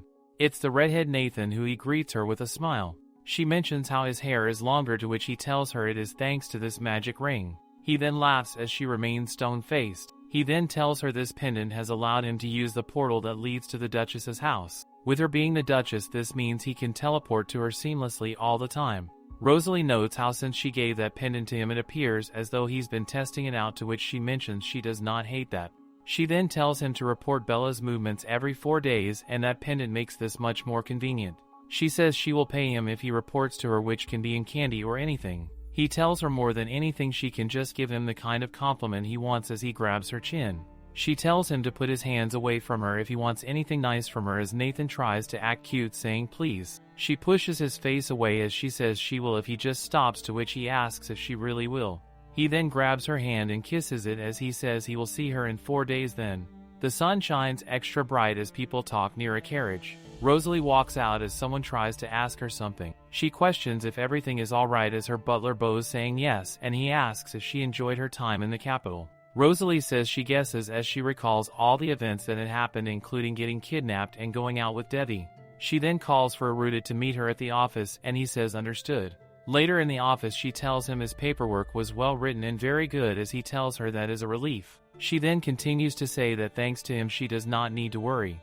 Arruda then mentions how the increase in the knight's salary and the reconstruction of their lands will soon be a huge part of their expenses. He also goes on about how their merchant sales are lower than their expenditures and that a good balance is important, so they should start paying attention to public taxes. Rosalie grabs her cup of tea and takes a sip and says they should sell the Gordic mine if that is the case. Arruda then argues that it is a mining facility full of valuable raw stones, though, as Rosalie then argues that they will run out soon anyways. She then says it is best to sell it now while there are still many reserves still in there.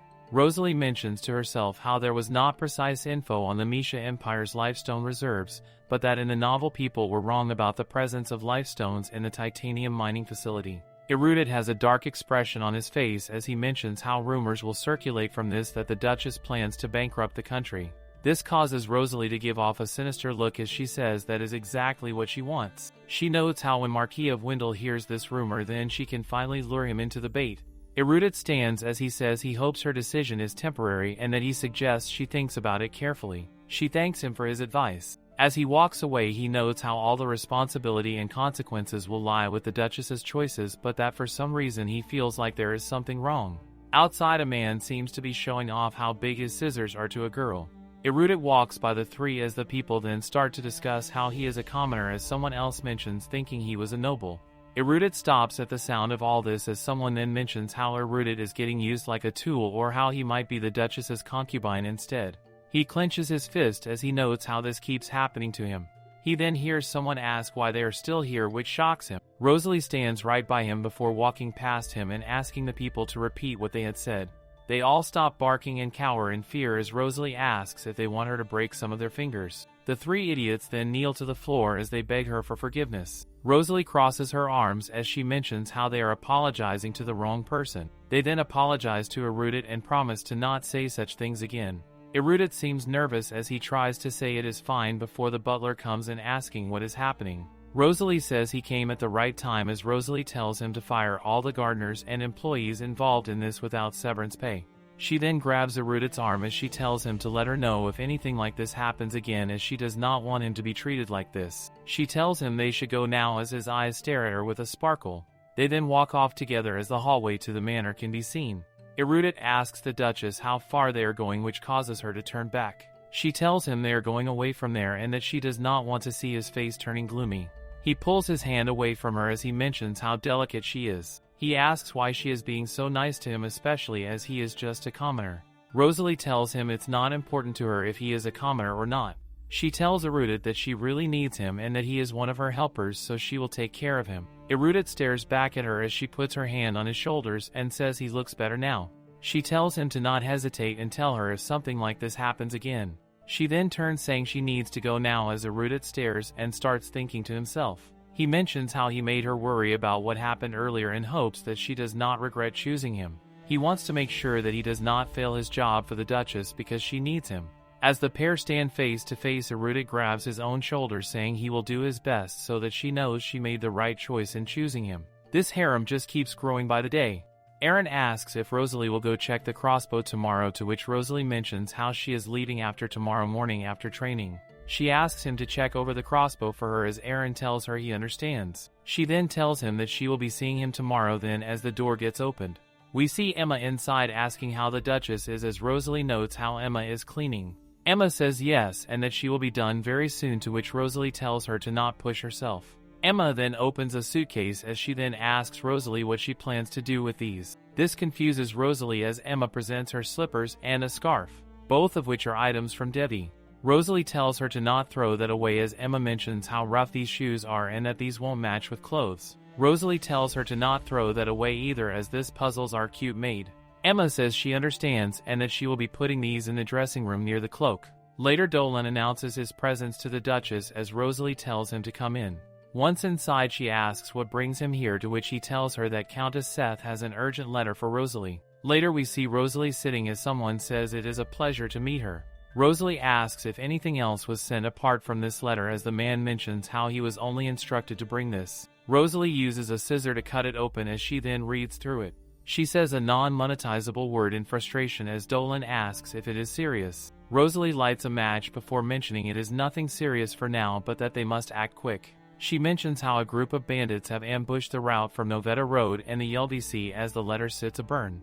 It is noted that Novetta is the only route where supplies will be moved in the future. She also mentions how the road is Imperial land, so they will need permission before entering, and also notes how her knight's skill must stay hidden until the territorial war. Dolan asks if she is okay as Rosalie says she is fine and that she still has to go to the capital for a while even though things are not going well. He tells her he will prepare a carriage, to which she tells him no as she does not want anyone to know she is leaving. Dolan protests but she tells him she must go by herself. Later we see Boots in a forest as Rosalie can be seen walking near a wall. She mentions how since there are few people here she can assume this is the entrance to the Imperial Palace. She notes how this must be where Debbie sneaks in and out of the palace as she sits slumped over. She wonders when he will come out. Not in the SUS way of course. Dusk turns to night as Rosalie still sits alone. She then looks up to see Debbie up on top of the wall as she yells for His Highness, which catches his attention. He then hops down from the wall before landing in front of her. He asks what she is doing here, to which she says she was waiting for him to come out.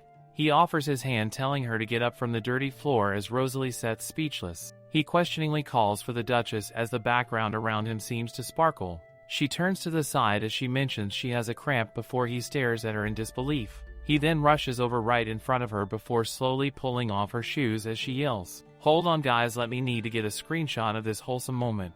Debbie mentions how it's likely due to her sitting for a while as he tells her to stay still. Rosalie does note how she actually feels a bit better now before noting how she does not know why Debbie is laughing. He asks if she is okay now, to which she says yes and thanks him. He then says if that is the case then he will wear this now, as she angrily tells him to give it back. Rosalie then asks if Sonia told her about how he was sneaking in and out of the palace. Rosalie nervously says yes, as she notes how she does not want to lie, but it would help avoid an unnecessary situation. She then switches the subject, saying she is here to make a deal with him. She questions her comment about a deal. She then mentions the place where the Baron of Rondell hides his slush funds and asks if Debbie would like to know where that is. Debbie sits stunned before he smiles and asks what she wants. She tells him she'd like the Novetta Road to be reinforced with Imperial guards. Debbie notes how it seems like Rosalie trades with the Countess of Seth using that route, to which Rosalie says yes and that they are important valuable items. Debbie also then deduces how the Duchess seems to not want to get involved before telling her he is not a hard-working crown prince. He mentions how he likes to sneak out and do pranks on others before saying he'd like to make another deal. I think a good deal would be you viewers subscribing and I continue to make content. Later we see the man in a fancy room putting on his coat. Someone calls him saying he is Bennick, to which Debbie tells him to come in. Bennick walks in saying these are the papers Debbie was looking for last time. This man is the eldest son of the Bright family. Debbie asks if there is someone who will take a look at these important papers, to which Bennick says he already took care of it himself. Debbie tells him well done as he holds the papers. Debbie notes how it is just like the Duchess said, as he also mentions how he did not expect it to take this long. He tells Bennick to keep investigating and be careful to not leak anything. Debbie then pulls out his cupboard as we see a black necklace sitting in there. He puts the papers in there as well before asking about the issue on Novetta Road. Debbie says he will be helping with that, which confuses Bennick, who recalls the prince earlier saying he did not want to join as it would be bothersome. We then go back to the scene where another deal was being brokered. Rosalie asks what it is this time, as Debbie tells her she will soon find out. Rosalie says it would be difficult for her to make this kind of deal, as Debbie tells her not to worry about it. He tells her it will not be too much of a price. In the present time he tells Bennick he has his reasons for all this. Rosalie is later seen asking to check the new weapons, as Aaron tells her no problem. The pair then spot Erudit before Rosalie asks where he is going. He says he is off to the library, as Aaron mentions how they are headed to the blacksmith. Rosalie smiles as she notes how the two men seem to have gotten close while she was away. Aaron says they should take Erudit along, as he probably didn't get the chance to look around the town. This prompts Rosalie to grab his shoulder and tells him to come with them. Erudit notes how Rosalie never seems to rest due to her work and decides to use this as a chance to get her a present. Erudit says sure to the two, as we later see the sign of a door. An arrow strikes near the bullseye, as Rosalie notes how she is a little disappointed about the scope. Aaron and the blacksmith though are staring in awe. Rosalie mentions how the scope needs to be more accurate and set the differences between targets at different heights. Aaron mentions how it will be hard to get that accuracy right before Rosalie says it's all good. She then has a dark expression on her face as she aims the crossbow. She then fires out a shot which hits the bullseye again and again and again. She tells him they can use it, as it at least is way more usable than their previous model. She then asks how many of these they have, as both Aaron and the blacksmith stare in awe at her skills. The blacksmith says the amount she requested is almost done, to which Rosalie tells Aaron to check over them again to make sure it's all good. The blacksmith ushers the crew to proceed this way then. Erudit stands behind as he notes how amazing that was. Later we see Aaron ask Erudit if the Duchess is still here, to which Erudit says yes, but that she does not like the hot temperature inside. Aaron then tells the blacksmith that maybe he could make a dagger, as well as the blacksmith asks if the Duchess uses daggers too. Aaron calls her the master of daggers, as he asks Gilbert exactly how many crossbows there are. Some unhearable things are seen as Erudit mentions how long this convo will take. Later we see Rosalie seated as she asks where Aaron is. Erudit says that Aaron and Gilbert are talking about something and it will take a while. She then asks if he'd like to walk around town then, as Erudit wonders what about Aaron. Rosalie starts to move out, telling Erudit to go, as she mentions Aaron will just head to the castle when he finishes work. Erudit starts to move as well, saying he sees. Outside, Rosalie mentions how she is glad the people here are energetic and seem to have peace of mind. Erudit then talks about how, as far as he knows, Bella once owned the Duchess's property. He mentions how when she was in control the business operation was messy, and how even the previous head did not manage it well. He then catches himself as he nervously tries to say that thanks to Rosalie the issue is solved. This prompts Rosalie to say he is right and that she is curious why he would talk about this. He asks if she feels bad about this, to which she tells him the most important thing is to move forward. She then looks puzzled before asking him to have some tea first, as she notes how weak this boy is. Later in a room we see him seated. 30 minutes prior she told him to enter a cafe before leaving to go for a walk.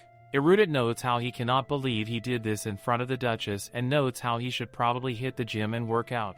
He then turns as he hears some noises. It's a girl yelling, "Don't do this to a bunch of filthy animals." The three creeps ask her if they should go somewhere else to talk, as Erudit now stands telling them to stop, as the woman clearly does not like that.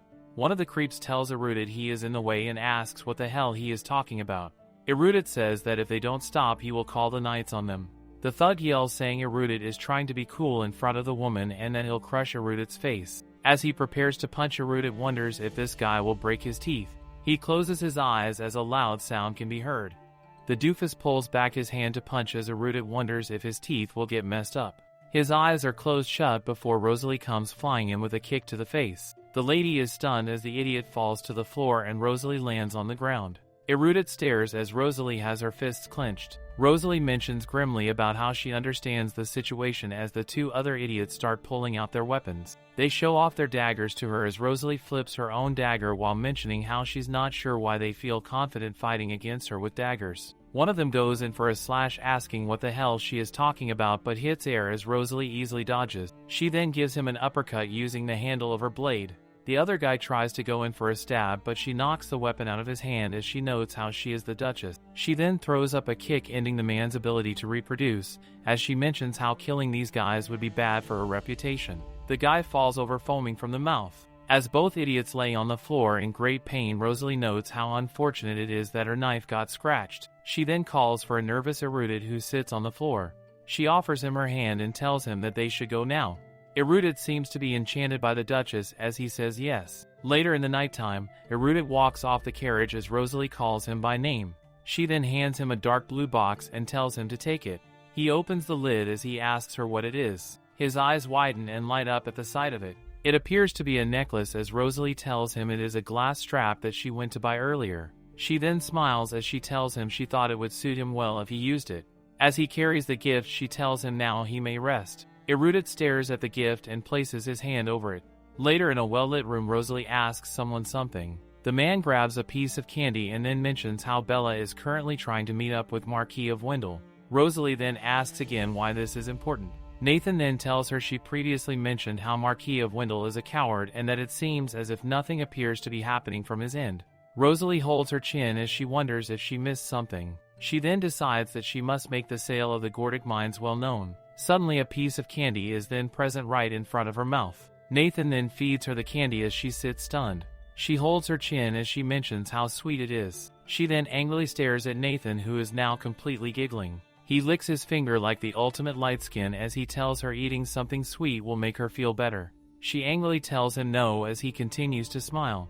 He tries to offer her another candy as she holds up her hand, mentioning how he just licked his finger. He seems shocked by her mentioning this. She continues to hold up her hand as he then drops the candy. He then proceeds to burst out laughing at all this as he then asks Rosalie if she has ever been in a relationship before. She questions why he is asking as Nathan mentions how Rosalie is getting funnier than he thought. He then tells her that Bella has asked him to come with her as she will return to the mansion soon. He mentions that Rosalie could prepare some bait for the Marquis of Wendell. He also mentions how if the territorial war starts, then they will try to take possession of the property. Rosalie sits and ponders while Nathan stares at her with a dumb look on his face. He calls her name once before going in with a charismatic kiss on the cheek. She jumps away from him as he mentions how he sensed her heartbeat go up. She yells at him for this, but he is long gone and he yells at her to take this as a compliment. Very non-monetizable words are said in the manner as even the butler outside wonders where these chills came from all of a sudden. Later we hear Rosalie yelling at her knights to not miss while using the crossbow. They need to get their range faster than anyone else and take cover. The men yell understood as she then yells for them to work as a team, and if anyone gets shot, someone else swaps in. We see men running out carrying crossbows as Rosalie yells to not miss the shot while another set of men are doing push-ups. She notes how the firing range squad training is going well as she yells at them to go again. She is so fine. As a carriage moves forward, it is noted that the Novetta Road issue has been resolved now as well. She notes how the busy days have also found their peaceful moments and a field of what looks like wheat can be seen. Rosalie notes how she finally has a day off as her hand brushes on the plants. She notes how glad she is that she made that deal with Debbie, but that being alone in this field makes her feel lonely. Side note, but she talking about be lonely when she has a 3-man harem going right now. This a load of BS. She then wonders if it's maybe due to the cold. She then wonders about how if she had someone next to her at times like this maybe she'd feel less lonely. Someone then says that it looks like Rosalie got her first. She turns her head to see someone walking towards her. She questioningly says Debbie as we see him standing before her. Rosalie asks why he is here, to which he tells her he finished his part of the deal so he's here to get fresh air. A breeze then blows by as Rosalie tries to cover her hair. Debbie then stands before as he does the cliché giving her his code move. He then stands smiling before Rosalie thanks him and notes how warm it is. She then asks if he has informed the Imperial Palace yet. Debbie smiles as he tells her since the Duchess likes informal visits, of course he has not informed them yet. She then questions how she did not see His Highness's portal request as he then dangles a necklace saying he used this. It is a Duke's art pendant for transportation. He tells her it was discovered over 300 years ago by the first Duke of Judehart as Rosalie stares at it and asks where did he find it. He then tells her he stole it as she then gives him a blank stare. She then hands it back to him as he tells her not to worry since the Imperial officials didn't even notice. She asks if there are any records of this thing's use, to which he says probably not as it is 300 years old. She then mentions how someone could see him using it, to which he tells her he is good at hiding suspicious patterns. Rosalie then brings up his reward and asks what he wants. To this he asks for her to give him a place to play pranks. Rosalie's face turns blue as she says no way. She asks if he means a workplace, to which he tells her yes. She has a grim look on her face as she mentions how proudly he is nodding. He then puts his foot forward and says he plans on leaving the palace and doing his work from the Duchess's mansion. He leans right next to her as he asks if this isn't too hard for the Duchess of Judehart to work out. She tells him fine and that there will be one condition, which is that his presence will be completely confidential. He smiles as he tells her he will assure that. She then stares at his eyes as she stands speechless for a moment. She mentions how they are like snow and clear as the sky. He asks her if she likes clear skies like this, to which she says that she likes them more than cloudy skies. I guess she doesn't like mushroom-shaped clouds then. Debbie then says well as Rosalie now stares up. He tells her she looks better on bright sunny days, which seems to stun her for a moment. She then closes her eyes and has a slight smile. She mentions what a stupid joke that is. The pair then walk off into the bright yellow field. Later it is sunset as Debbie holds onto the coat that he gave her. He pulls out some leaves that were left on it. As he holds them, he lets out a smile. Someone then calls for His Highness as they say it is Barry.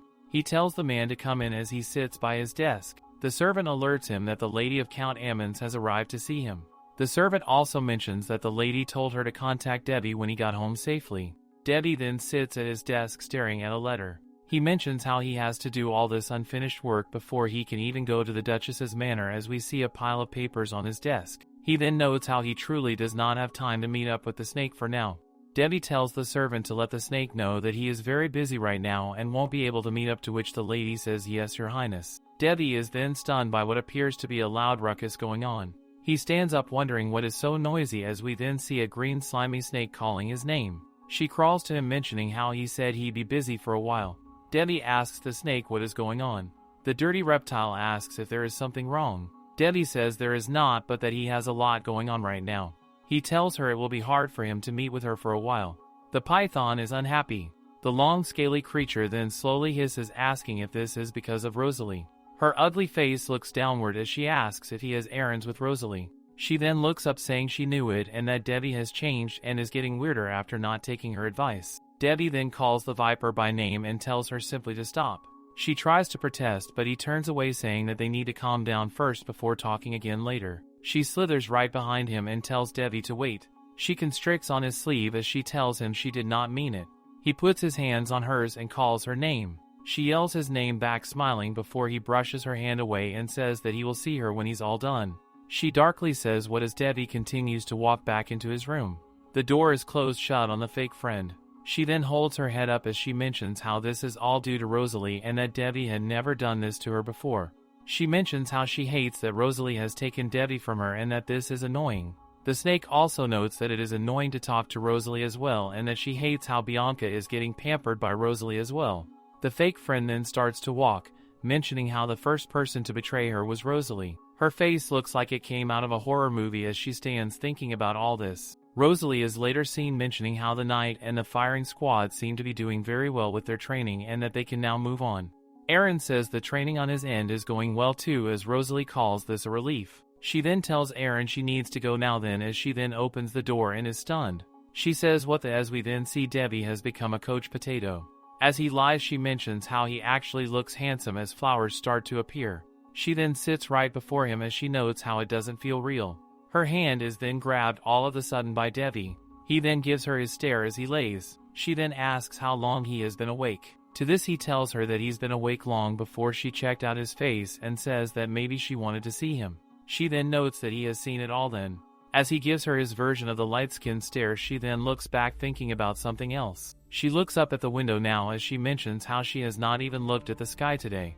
His hand then covers her face as he starts to sit up and says that she should be looking at him. His hand is by her face as she seems quite flustered. This moment is then cut short by Dolan calling for the Duchess and alerting her of his presence. He tells her he will enter now as she yells that she is changing her clothes and to wait outside. Debbie asks if she will be changing her clothes here as she then covers his mouth with her finger and tells him that she can hear him clearly.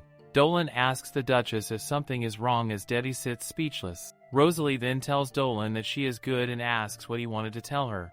Dolan tells her he got word that Bella would like to visit the mansion as soon as possible. Rosalie says she sees and asks if there is anything else. Dolan tells her there is not and tells Rosalie that he will go now then. After he does, we see Rosalie sitting uncomfortably as the crisis is now averted. Debbie then grabs her hand as she gets stunned by this. He then puts her finger right in front of his open mouth. She nervously asks what the hell he is doing before he tells her it's just a prank as she then swiftly pulls her hand away. She lets out a deep sigh as she tells him he is too old to make pranks like this. He then grabs her again and leans his head right next to hers. She tells him he is too close as he then scratches his head and tells her it does not matter what age you are when doing pranks. She stares at him while internally saying really. She then notes how unpredictable Debbie can be. A few days later we see a well-kept garden. As Rosalie is walking, someone calls for the Duchess. She asks Erudit what is going on. He holds a paper smiling as he tells her he is on his way to read some paperwork about the sale of the Gordic mine. He asks if she is done with training yet, to which she says yes. She then pats his shoulder again as she tells him good job. This prompts him to fix his own glasses as he says yes and watches her walk away in the garden. He is not the only one watching as somebody stares at the two of them from his window. As Rosalie walks into her room, she notes how she is glad that the mine got sold for a higher price than expected. She then looks up to see Debbie and mentions how he's back again today. She is puzzled as he swiftly makes his way over to her. He then grabs her hand once again before placing it on his shoulder to her utter confusion. She asks what he is doing as he turns his face away blushing while saying prank. She then pulls her hand away saying she sees and mentions she will go now as she has other important matters to deal with.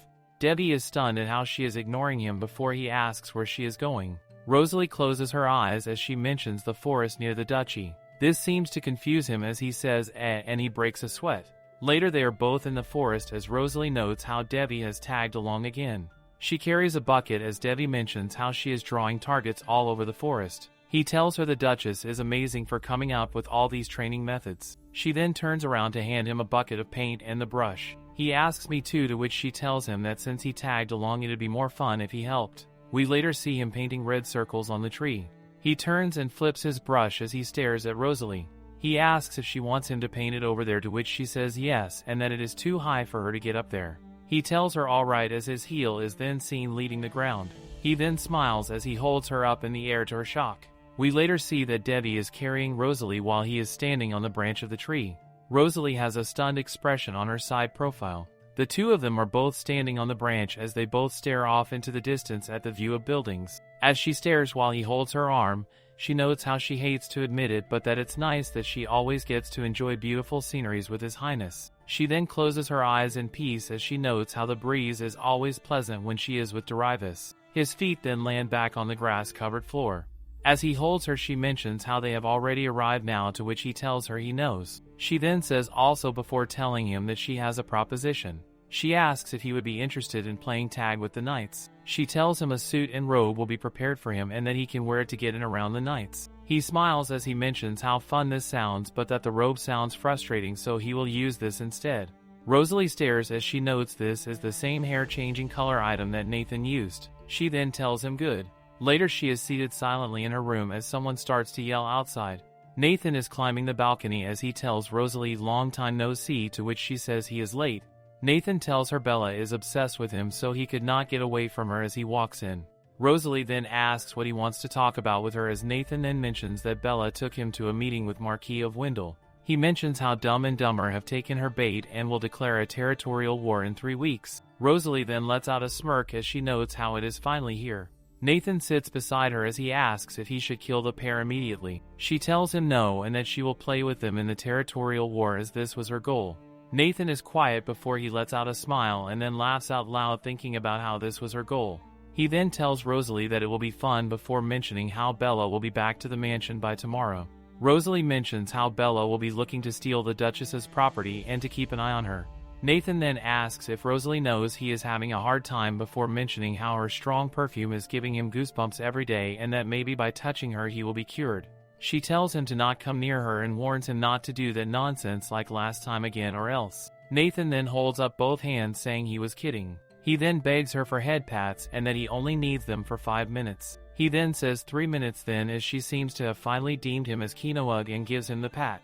Later back out in the forest she yells for her men to find where the targets are and shoot them with crossbows and that the one who shouts the most will be rewarded. Sounds can be heard in the forest as men run around with their crossbows. One arrow flies in the air and hits a bullseye. The men yell to move on and to hurry. Rosalie stands behind a tree as the soldiers carry on.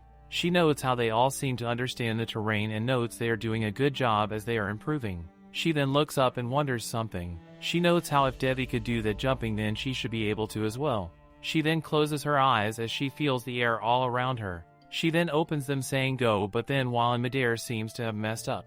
Her feet seem to have slipped off the branch as she now falls over. She notes how she did not expect the ricochet to be this strong as she closes her eyes noting a bone might break. Then we see the feet of a man who seems to always be around her. Debbie tells her it will be okay and tells her to relax her body. A large snap can now be heard as Rosalie now turns back yelling for His Highness. She asks if he is okay, but he simply responds by asking her if she got hurt while holding her face. She asks what about him and if he is alright, but he pulls her to his chest and lets out a sigh. He tells her he is okay as she lays there. He then laughs noting how he is glad he did not get hurt and how he really cannot take his eyes off of her. Rosalie says she did not expect this and will compensate if he is injured anywhere. He tells her he is okay and asks to stay like this for a while. Later he can be seen getting up as the adrenaline seems to have worn off. She then yells for him to take his shirt off right now as he nervously says okay. We then get to see his back, which seems to be badly bruised. She notes how he is really hurt and then asks why he was trying to hide his injury. He tells her it isn't that bad since he used his aura when he fell. Unhearable words can be heard as someone is nearby. The pair look up stunned as Devi notes how if they get seen like this they will get in more trouble. Rosalie stares back as she notes he is right. He tells her to let him help then as he grabs her hand. They then are seen hiding together near a rock and behind some bushes. They really doing us dirty like this, man. Rosalie and His Highness are hiding when someone suddenly says they heard something. This causes Rosalie to twitch nervously as getting caught now would ruin everything. The man approaching them notices a box of ointment lying nearby and wonders aloud if someone might have gotten hurt. Before he reaches the spot, another voice calls out to him, berating him for slacking off and announcing that the pair with the lowest score will be punished by the Duchess. The man quickly rushes off, clearly unwilling to risk punishment. Rosalie hurriedly gets up after he leaves, handing the ointment to His Highness and pointing out that he should apply the rest himself since the knights will be arriving soon. He leans forward, takes the ointment, and departs, leaving Rosalie feeling anxious. Later, Rosalie gathers everyone and makes an important announcement. They will soon be at war with Marquis Wendell. Her words shock everyone, and murmurs of confusion fill the air as they wonder what she means. Rosalie explains that the Marquis will be the one to declare war first. Aaron questions if that is why she has been training the knights and why she shut down the Gorethic mines. She confirms this and adds that, after her victory, she plans to claim the Titan mine as spoils of war. The wealth from the Rita mines will then revive their family's finances. Erdit expresses his concern, asking if she is truly confident in her victory. Rosalie responds coolly, swearing upon her family that she will not lose. She is so cool in my knees for her. Rosalie instructs Aaron to discuss military tactics with her later and tells Darren they will talk about the castle's internal workings as well. Both men immediately agree to follow her orders. She then calls out to Erdit, causing him to flinch. When they are alone, she tells him he is free to leave the Judru territory whenever he wishes. She adds that she does not hold him to the same expectations as Aaron and Darren since he has not been around as long as they have. However, seeing Erdit tear up at her words makes Rosalie worried. Erdit stands abruptly, stating that if she is trying to be considerate, he doesn't need such a favor. He storms off, determined to remain in her care until the end.as Erdit walks through the corridor. He berates himself for showing such a disgraceful side of himself in front of Rosalie. Suddenly, someone calls out to him. He stops and turns to see Bella approaching. With a mocking tone, Bella questions if Rosalie is the only one who can make him cry. She leans closer, whispering that if he wants revenge, she can tell him how to get it. Erdit, repulsed, recoils and smacks her hand away, covering his nose because of the overpowering perfume she is wearing. Bella shouts in outrage, demanding to know how a mere commoner dares to treat her like that. Two knights appear, asking what is happening. Bella, furious, accuses them of insolence, gritting her teeth as they plead with her to calm down. Before one of them can finish speaking, she slaps him, calling it an act of impropriety. As Bella continues her dramatic tirade, Rosalie approaches the scene and demands to know what is going on. Walking toward Bella, she coldly asks what she is doing with her staff. Bella angrily retorts, saying Rosalie should teach her knights some manners, and derisively adds, "What about you, bland auntie?" Bella continues, insulting Rosalie for appointing a paltry commoner to a managerial role and bringing uncivilized people into the castle. Without hesitation, Rosalie snatches Bella's hand. Her voice turns icy as she states that Bella only ever causes chaos and harm with her wrist, so perhaps she should do without it. Bella screams for Rosalie to let go, fearing her wrist will break. Rosalie shoves Bella away and threatens that if she ever bothers her people again, she will indeed break her wrist. Trembling with anger and fear, Bella storms off. Rosalie then orders one of the knights to find Darren and ask for first aid. The knight complies and leaves. Erdit, inspired by Rosalie's unwavering demeanor, confidently declares that he will remain in her service and will not leave the Judru territory. Rosalie smiles at his resolve and encourages him to do as he pleases. He assures her that he will wait eagerly for her triumphant return from the war. Rosalie reassures him, promising that he will not have to wait long. As she walks away, Rosalie reflects on her situation. Now that she is living in the novel's world, she vows not to let the original plot unfold as it was written. She must be victorious in the upcoming war, reclaim her family's power, and regain control. The next day is camouflage training. Rosalie explains that they must hit the targets on the trees while staying out of Devi's sight. Devi nods, thinking it sounds like a game of hide and seek. However, Rosalie warns that if Devi catches more than half of them, they can expect punishment through special training. The knights shudder at the thought, but the training begins. They dash through the forest, avoiding detection while searching for the targets. The challenge intensifies as the targets remain untouched and time runs out. Rosalie's commanding voice cuts through the air, urging them not to let the enemy see them and to aim straight at the targets. With determination and speed, they manage to complete the task successfully. Rosalie praises their efforts and dismisses them. As the knights walk away, they whisper among themselves about the masked ghost who never seems to tire. One of them remarks that Devi gives him chills. Eavesdropping on their conversation, Rosalie is certain Devi will enjoy the nickname Masked Ghost. Later, in the hall, Dorian pours tea for Rosalie and informs her that Miss Bianca has sent a letter and some present. Before leaving, Dorian glares at Devi, clearly uneasy about his presence as Rosalie's guest. Devi removes his mask and asks if Bianca is the Miss Bright he has heard about. Rosalie confirms this, adding that she ended up making Bianca's acquaintance. Devi grows curious and inquires about the gift. Bianca has sent Rosalie a hair clip, which prompts Devi to ask if Rosalie likes jewels. Rosalie replies that she values Bianca's sentiment more than the gift itself. Leaning closer, Devi offers to help pin the hair clip in her hair. Rosalie watches him, wondering if he knows how to do this. Devi explains that, as a child, he used to play with his mother's hair. Those moments were among the few precious memories he cherished from his childhood in the palace. The original novel briefly mentioned Devi's mother, the late Empress. Officially, she passed away due to poor health, but the truth was far more cruel. She had been poisoned by one of the Emperor's concubines, who happened to be the mother of the second prince, Reincarnates. This assassination severed any ties Devi had with his half-brother. As Devi finishes, the hair clip looks stunning in Rosalie's hair. She thanks him, and he remarks that he plans to leave soon. noting there is only so much he can get away with if he wants to maintain his relaxed lifestyle in the long term. Before leaving, Devi asks about her aura training. This reminds Rosalie that it's still too early and risky to use it in battle. She responds that she is following his advice and practicing the breathing techniques. Devi kisses her hand, complimenting her progress and assuring her they will meet again tomorrow. His actions leave Rosalie flustered. Outside, Devi reflects on how Rosalie always keeps him on his toes. He is startled when Nidhan suddenly appears, confirming it really is Devi he has been sensing all over the palace, especially in Rosalie's office and room. Devi questions why Nidhan is there. Nidhan explains that he is currently serving as Rosalie's eyes and ears. He then remarks on Devi's unusual use of disguise magic, which he typically dislikes. Devi counters, mocking Nidhan for working with nobility despite his apparent disdain for contracts. Nidhan smirks, casually stating that Rosalie is special to him. This makes Devi flinch, though he mounts his horse, masking his emotion. From behind, Nidhan observes that their goals might align. Devi responds nonchalantly but rides off with his heart pounding in dissatisfaction. Later that night, someone knocks on Rosalie's study. Confused, she wonders who would visit her at such an hour. Dorian reluctantly announces that Miss Sonia has come to see her. It has been a long time since Sonia and Rosalie last saw each other, and Rosalie was not expecting this visit. Sonia begins by apologizing for her behavior the last time they met, admitting she had been harsh. She explains that she was struggling and didn't mean to lash out. Acting sweet, Sonia asks if Rosalie will listen to her troubles like she always used to. Suppressing her irritation, Rosalie prompts Sonia to speak. Sonia hesitates before revealing that her concern is about Devi.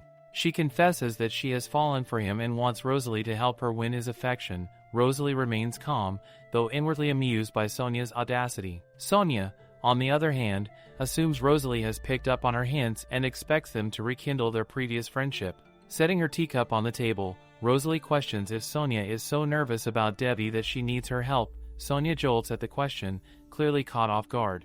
Rosalie smirks, pointing out that Sonia was so desperate for her assistance that she pretended to apologize. Sonia denies this, shouting that she is being sincere, tilting her head and exuding a threatening aura. Sonia warns that Rosalie should understand this is her last chance. Sonia questions if Rosalie really wants to lose her only friend.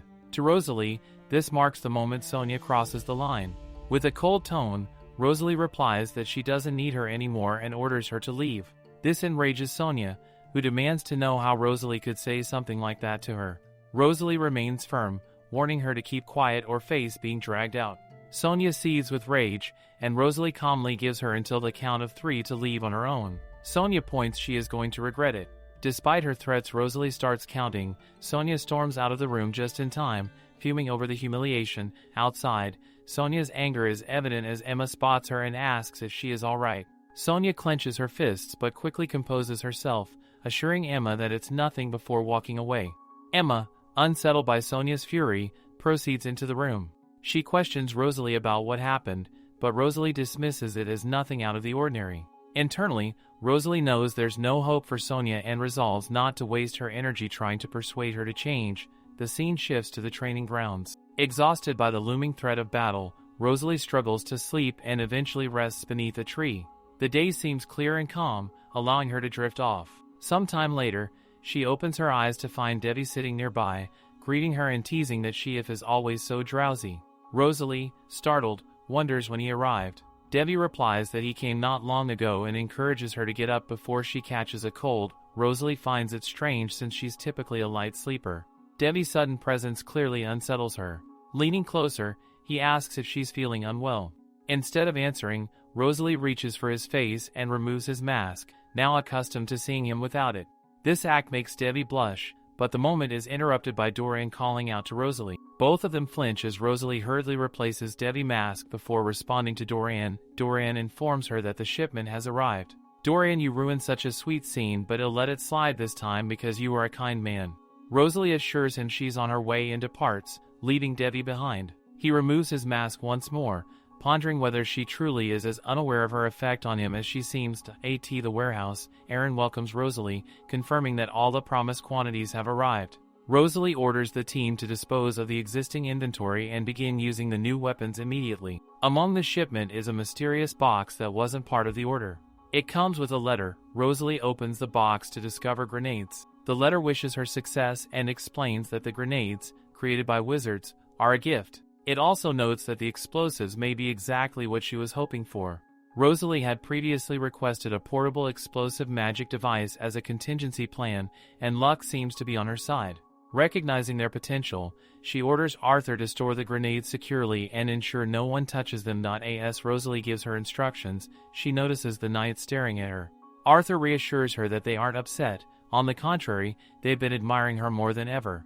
Rosalie finds this surprising, but Arthur elaborates that her recent accomplishments, including saving a knight from Bella's wrath, have earned her their respect. Even the masked ghost, Devi, seems unable to rival her in their eyes. Rosalie raises an eyebrow, wondering if this is truly how they feel. Arthur flinches, realizing they might have been too casual in their behavior. He quickly offers to wrap up the remaining tasks, allowing Rosalie to leave. As she walks away, the knights begin whispering among themselves. One remarks in awe that they just witnessed the notorious Duchess smile. Others express disbelief, calling the moment surreal. Elsewhere, Nidhan returns, ranting about how difficult it is to deal with Bella. He clings to Rosalie, reminding her of an oversized cat. Curious, he asks what will happen to Bella after the war ends. Rosalie replies that Bella will be chased out of the territory. She pauses and adds that Bella was born into a declining family, emphasizing that killing her isn't an option. Her sharp intuition catches Nidhan off guard. She quickly guesses his thoughts and orders her not to even think of killing her, and he excitedly questions if there's truly no way to get rid of Bella forever. Rosalie believes she doesn't deserve to die. Bella is planning to elope with the family fortune, and his role is to keep an eye on her until she runs away. Nidhan states that since she has rejected his offer, he will be sad if she dies in the process. Rosalie reassures him that it will never happen. He ponders that he will have to meet Devi soon. There is a knock on the door. It is Devi. He is surprised that she invited him to the confidential archives. She mentions she spends most of her time there. Devi leans closer, questioning if she is preparing for the war. Rosalie is reviewing topographic maps, which makes him smile. She tells him she has something important to say. Rosalie explains that she plans to end the training regimen soon.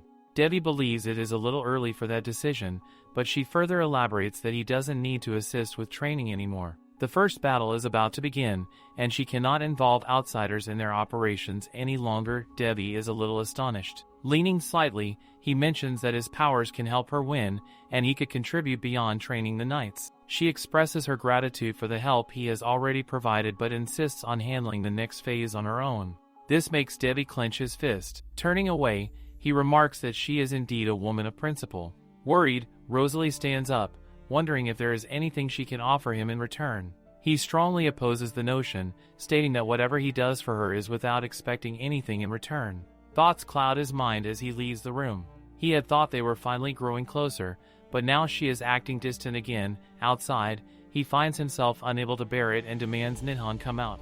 Nidhan emerges, mocking Devi for claiming not to want anything in return.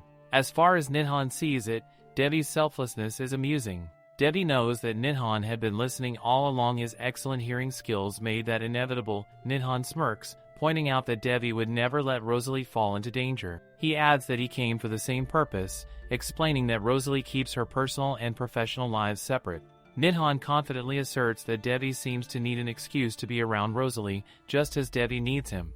Devi silently agrees. He does need someone to protect Rosalie in his absence, and Nidhan is a capable warrior. Meanwhile, someone has been tailing Devi, but he doesn't know who it is. Nidhan speculates that it could be none other than the Empress. Devi asks Nidhan for a favor, which excites Nidhan, as it sounds like fun to him. Back in the study room, Rosalie struggles to focus on reviewing the battle strategy, distracted by what Devi had said before leaving. She feels conflicted, unsure if her distraction stems from recent events. Still, she reminds herself that this war is the family's burden, and she cannot let it involve anyone further. Suddenly, Doran bursts into the room, looking worried as he informs her that Bella took the bait. Bella is running through the corridors, frantically calling for Nidhan, but there is no sign of him. Bella's maid advises her to act quickly, as they need to leave soon. Bella grows furious, wondering if Nidhan ran away without her, and she angrily calls him a coward. Deciding to put her plan into action, Bella hurriedly climbs into the carriage with the family fortune, determined to start a new life. The carriage begins to move, but after some time, it abruptly stops. Both Bella and her maid are confused, only to see Rosalie standing there. Rosalie boards the carriage and orders Bella to get out. Bella and her maid rush outside. Rosalie asks what the hurry is and orders Aaron to open the trunk. Bella begins screaming, pleading with them not to touch her belongings. Rosalie calls her a shameless thief for managing to steal so much in such a short time. Bella collapses to the floor, seemingly overwhelmed, as Aaron watches in confusion. Bella declares that they really believe she did all of this on her own. She warns them that her guards-trained assassins are on their way and that Rosalie's tawdry order of knights will be of no use against them. Bella sneers, claiming she would have spared Rosalie's life if she had just let her go. She calls Rosalie a silly girl. This silly girl is going to break her neck soon. With a straight, horrifying face, Rosalie questions if Bella truly believes her knights are so weak. She calmly informs Bella that her guards have already been dealt with. This revelation shocks Bella, and the knights confirm it they have already conquered the assassins Bella spoke of. Rosalie asks if Bella underestimated her forces. Bella's maid starts pleading for mercy, but Bella refuses to accept it, convinced her plan was foolproof.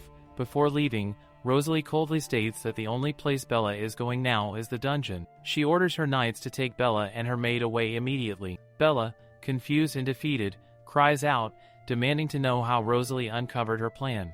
Your dear Ninhan was behind it all, my love. Meanwhile, at the house of Marquis Wendell, someone screams in outrage, demanding confirmation of the news. A butcher bows and confirms that Bella has been discovered and captured. The Marquis slams his fist in frustration, calling Bella a foolish woman.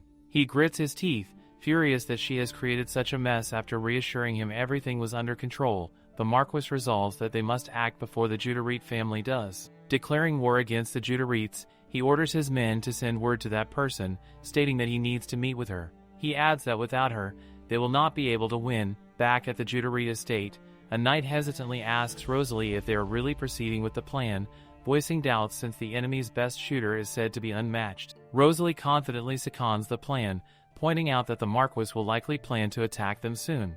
Referring to the map, she explains that they will need to send half of their troops to a specific location to prepare for the attack. Aaron questions if Rosalie plans to strike first, asking if attacking before the enemy lays siege is wise. Rosalie firmly responds that sometimes the best defense is a strong offense. She highlights the mountainous terrain where they will engage, noting that it mirrors the conditions her knights have trained in.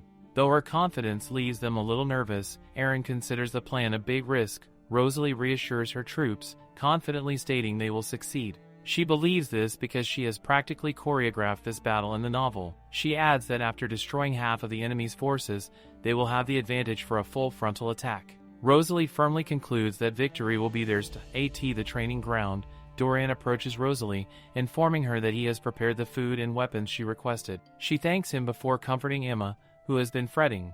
Rosalie reassures Emma that there is nothing to worry about. Inspired by Rosalie's strength, Emma resolves to stop crying, believing Rosalie to be a capable leader. Erdit approaches Rosalie with a gift. He explains that Gilbert forged the dagger using the highest quality materials. Rosalie admires the weapon's craftsmanship but is curious about the ring included with it. Erdit explains that the ring allows her to summon the dagger instantly, thanks to a summoning spell. Rosalie ponders the usefulness of such magic for the future, thanking Erdit for his thoughtfulness. Pleased by her gratitude, Erdit wishes her luck in the upcoming battle. The day of the battle arrives. Rosalie stands before her knights and questions if they are afraid. Her knights reply with a firm no, though their hesitation is evident. She asks again if they will let fear paralyze them. The knights flinch but manage to deny it once more. Rosalie notes their unease but addresses them with conviction. She tells them that fear does not suit men of their caliber. Her words leave the knights speechless. She bolsters their confidence, reminding them that they survived their strenuous training because they are brave and capable knights. She commends their efforts and assures them that they are not marching to their deaths. Rosalie reminds her knights of their purpose, to protect their beloved families, their hometowns, and the peace they hold dear. She declares that they are honorable knights of the Judarite family and must fight for what they cherish. After a rousing speech, she questions them again if they are afraid. This time, the knights roar in unison that they are not. The group sets out for battle. Upon reaching the forest, Rosalie commands the knights to split into two groups and rendezvous at the designated battle point. Aaron, concerned for her safety, tells her to be careful. Rosalie assures him she will, stating they will rest in a nearby village. As the group sets up camp, Rosalie marvels at the small, enchanted pouch that carries all their gear, acknowledging its hefty price tag is worthwhile. Taking out Bianca's hair clip, she stares at it solemnly, hoping not to use it unless absolutely necessary. She decides it will be reserved as a last resort in a dire situation. Later that night, Rosalie volunteers to stay and watch and instructs the others to rest. She sits beside the fire, her thoughts focused, someone watching her, perched in a tree, a figure smirks, their gaze fixed on her. The next day, standing on the mountain and handing out weapons, Rosalie surveys the battlefield. As expected, the enemy has a larger troop than anticipated, but this poses no issue for her since the discrepancy is still within their arrow range. The knights prepare themselves, their weapons pointed at the ready. Rosalie commands Team Beta to hold their position and keep watch over Team Alpha, while Team Alpha is instructed to launch their attack only at her signal. Rosalie targets her sniper rifle at a knight stepping out of the enemy camp. With sharp precision, she takes him down in a single shot. She immediately gives the signal for Team Alpha to charge. Confusion ripples through the enemy forces as grenades from Team Alpha land amidst them, exploding in a fiery chaos. The enemy knights, taken by surprise, scream for reinforcements and attempt a disorganized siege. Rosalie coolly directs her troops. She orders Team Alpha to pursue the disoriented enemy forces while commanding Team Beta to hold their ground, maintain the attack, and ensure the enemy is wiped out before sunrise. Joy, watching the battlefield ablaze, is amused by the scene and marvels at how the enemy is now at their mercy. Rosalie calls out to Joy, instructing him to lead an assault on the opposite flank. He nods, believing wholeheartedly in Rosalie's leadership and confident they can achieve victory. Marquis Wendell's knights, desperate, charge at the Judarite forces. Joy throws a grenade toward the cliff edge, and with perfect timing, Rosalie snipes the grenade in midair, causing a massive explosion that sends the enemy plummeting. As the battle winds down, Rosalie orders her troops to assemble, noting that they are nearing the end of the skirmish. She informs them that she will patrol the perimeter to ensure everything is secured. In the forest, Rosalie's sharp eyes catch sight of a man's corpse. Upon closer inspection, she notices the injuries are not from an ordinary sword.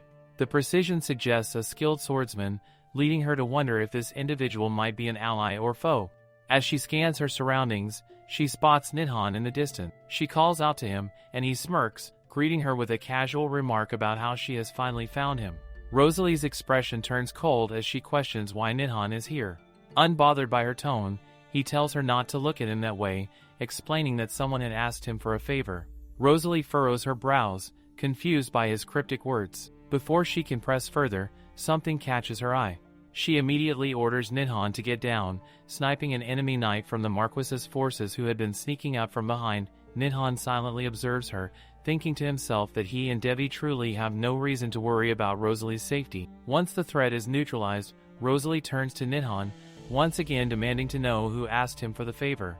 Nidhan, however, refuses to divulge any details. Rosalie sighs and steps away, dismissing the matter. She instead commands him to return to safety, warning that the battlefield is no place for him, but Nidhan stubbornly refuses, claiming he has no intention of leaving after coming all this way. Rosalie pauses before voicing her concern, reminding him that he could easily get hurt or even killed if he stays. Nidhan merely laughs, brushing off her worries, and remarks that it would be an honor to die by her side. Rosalie, unimpressed, shoves him back, sternly telling him that war is not a game. Nidhan stares at her for a moment before grabbing her arm. With an unwavering gaze, he questions whether she is not even slightly tempted by his talents. He points out that she is neither scared nor enticed by his talents. Rosalie sighs, knowing full well that she had already used him to spy on Bella. Still gripping her hands, Nidhan suggests she could use him for much more. For instance, he offers to sneak into the enemy camp and assassinate Marquis Wendell right away. He even adds that he would willingly kill anyone she wants to eliminate. Rosalie stares at him for a moment before pulling her hand free. She doesn't know what answer he was expecting, but she firmly tells him she prefers to handle things herself. That's why she instructs him to stop bothering her and return home.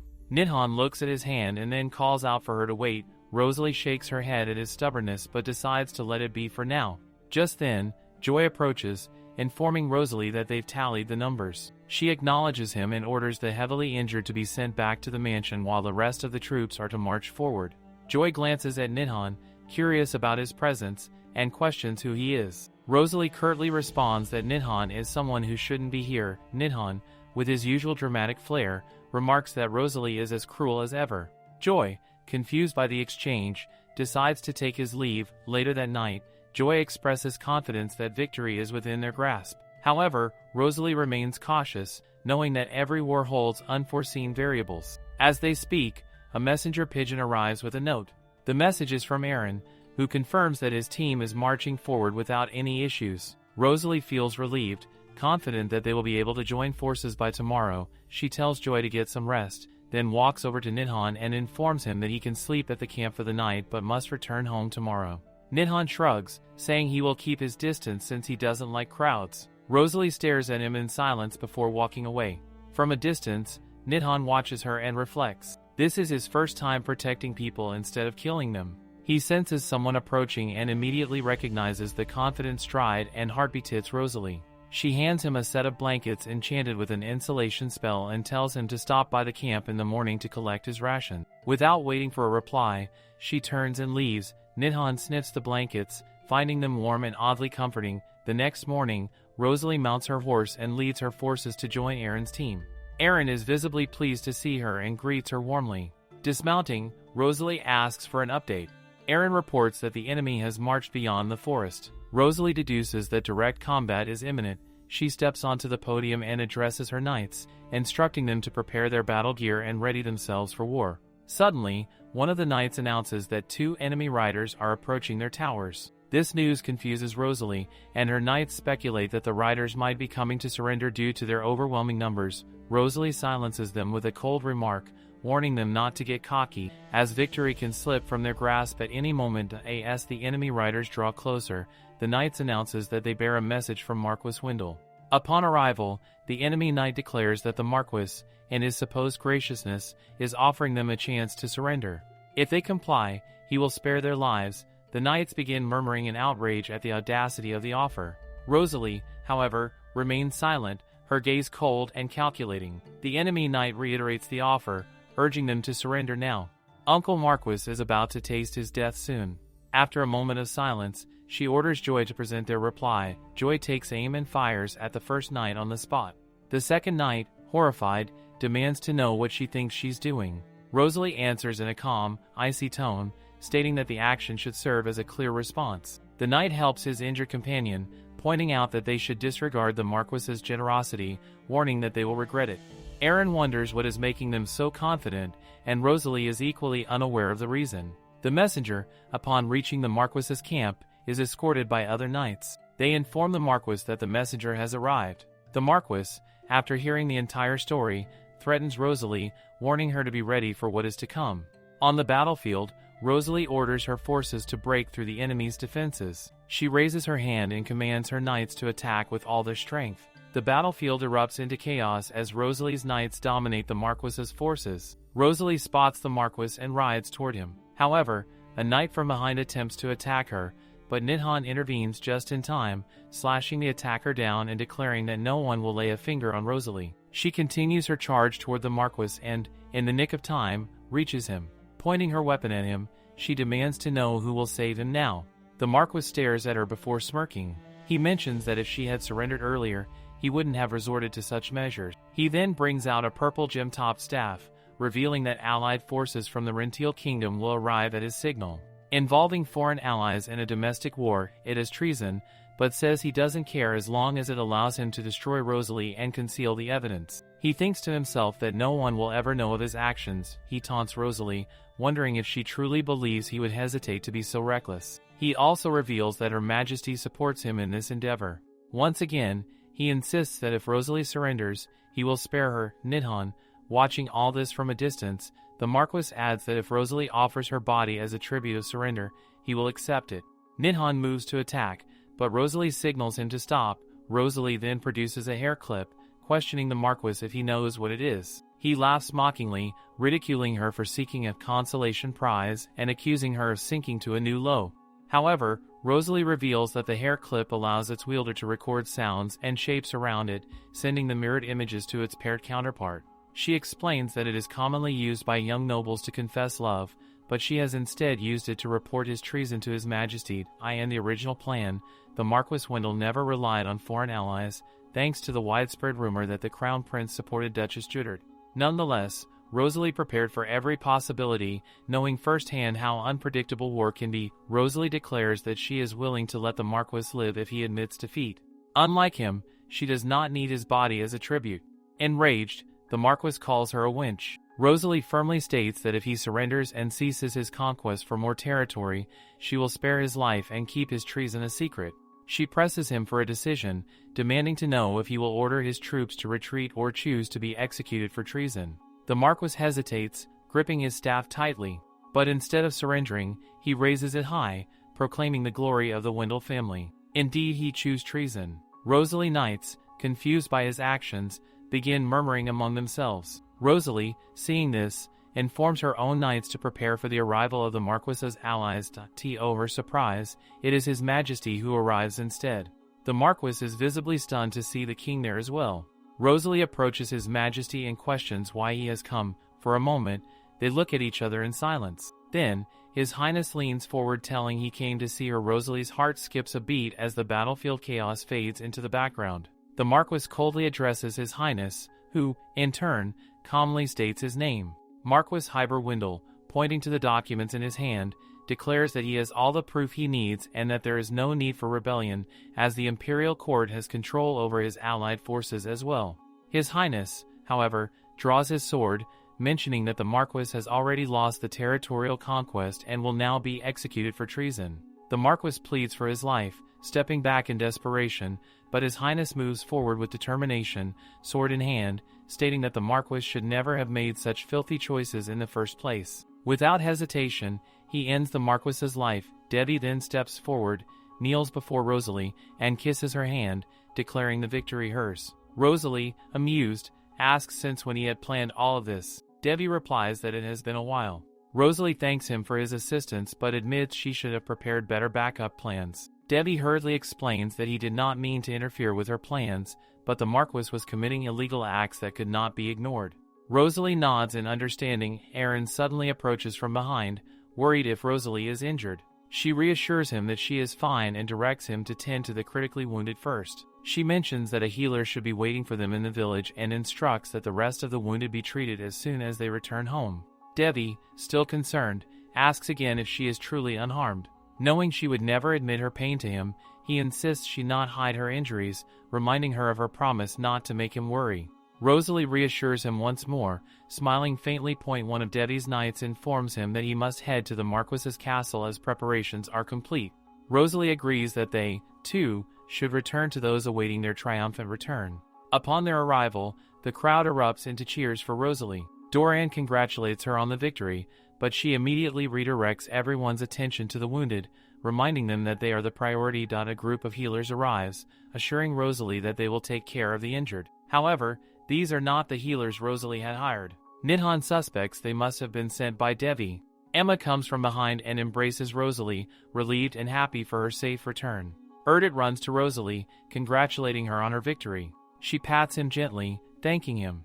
The news of Rosalie's victory soon becomes the talk of the capital. Later, Nidhan hops through the window, curious about what Rosalie is doing. She replies that she is working. Nidhan notices the stack of letters she is writing and asks if that is her work.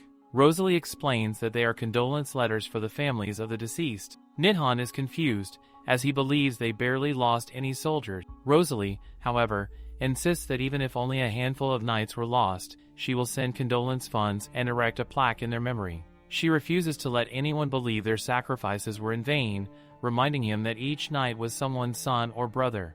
Nidhan stares at her in silence for a moment, struck by her sincerity. Suddenly, there is a knock at the door. It is Aaron, coming with a suggestion. Knowing Rosalie plans to head to the capital in a few days, he proposes hosting a banquet to celebrate their victory before they leave. The idea had not crossed Rosalie's mind, but she agrees and assigns the task to Doran. Knowing time is short. A few hours later, Nidhan peeks into the room and notices Rosalie still working. He questions whether she plans to rest, pointing out that she has not taken a single break since the battle. Rosalie, slightly annoyed, asks if he has been surveilling her. Nidhan defends himself, explaining that it is not his fault as it can't be helped. His concern deepens, as he believes she will work herself into exhaustion at this rate. Rosalie, however, snaps back, stating she is not so weak that a few hours of lost sleep will make her ill. Nidhan, frustrated, picks her up. Rosalie struggles, pleading with him to let her go, but her punches lack strength, proving her exhaustion. Without another word, he places her gently on the bed, pointing, "B will wake her up in few hours." Rosalie protests, insisting she be woken up in an hour. Nidhan agrees, though his expression suggests otherwise. As she closes her eyes, she tells him not to watch her while she sleeps. Nidhan, watching her peaceful yet serious expression even in slumber, mutters a quiet goodnight. A post-war party is being held to celebrate the victory. Rosalie looks stunning. Emma asks which earrings she would like to wear. Rosalie explains that she is attending a post-war celebration, not a ball, but reassures Emma that her formal regalia as a knight is beautiful enough. At the party, Rosalie raises a toast, thanking everyone for their hard work and heroism, which defended the Jewroot legacy. She encourages everyone to enjoy themselves, and the lively atmosphere of the celebration is clear. Everyone is having a great time. Erdit's eyes catch Rosalie, and he compliments her formal regalia. She is pleased to hear it, taking a sip of her drink. She then asks if he is enjoying the party. Erdit admits he usually doesn't enjoy parties like this, but says he's having a surprisingly good time at this one, though he speaks with some reluctance. He then asks if she will honor him with a dance. Rosalie, smiling, tells him she is a bad dancer and instead suggests they toast. Erdit happily agrees, and they raise their glasses together. Aaron notices this interaction and rushes toward them. Rosalie teasingly encourages Aaron to take Erdit with him, joking that he shouldn't waste his time with someone as boring as her. Aaron drags Erdit away, leaving Rosalie amused as she lets out a small laugh. Feeling the need for some fresh air, she steps outside, preferring the quiet over the loud and crowded atmosphere inside. From behind, Debbie suddenly greets her, startling her slightly. However, Rosalie is now used to his habit of appearing out of nowhere. This confuses Debbie, who asks what she means by a jump scare. She explains it's like seeing a ghost, but internally notes that the movie reference might be lost due to cultural differences. Debbie compliments how stunning she looks in her formal regalia for the victory celebration dinner. He notices that she hasn't danced yet and remarks on it, leaning in points she did drink, but Rosalie, slightly nervous, admits she is a poor dancer and adds that she isn't even wearing a dress. Debbie reassures her that the regalia suits her better than any dress and insists he's a great dancer. Rosalie smiles before placing her hand in his, and they begin to dance. Nervously, she accidentally steps on his shoes. Debbie laughs it off, thanking his choice of thick leather shoes. Rosalie reminds him she had warned him about her lack of dancing skills. He playfully places his hands on her waist, lifts her up into the air, and starts spinning her around. Rosalie insists she's getting dizzy, but Debbie spins her once more, making them both laugh with joy. Afterward, Rosalie pours them drinks and thanks Debbie for his help during the celebration. Debbie responds that he would do anything for her. Rosalie hesitates and admits she thought he helped because of Sonia, causing Debbie to look confused. She explains that if they had lost, Sonia would have been in a tricky situation. Debbie denies this, clarifying that Sonia has nothing to do with it and they're just friends.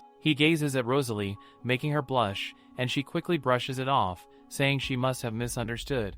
Debbie stands, relieved that they cleared the misunderstanding, and leans in slightly before stepping away.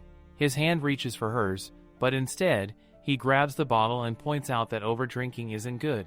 He then suggests taking her to her room, as she must be drunk. Rosalie thanks Debbie for his thoughtfulness. Reaching her room, she thanks him once again for escorting her safely. He hopes he hasn't wasted her time tonight, but Rosalie reassures him that she enjoys spending time with him. Turning to greet him goodnight, she starts to leave, but Debbie stops her. He whispers a soft goodnight before walking away. Rosalie stands there, her heart pounding in her chest, but she brushes it off, attributing it to the alcohol. The next day, a knock echoes in Rosalie's study. She questions who it is, and Darren informs her that before Madame Bella faces her sentencing, she has requested tea with Rosalie. Contemplating her response, Rosalie feels no desire to endure Bella's whining, but she has never punched a woman before, and she is not about to start now.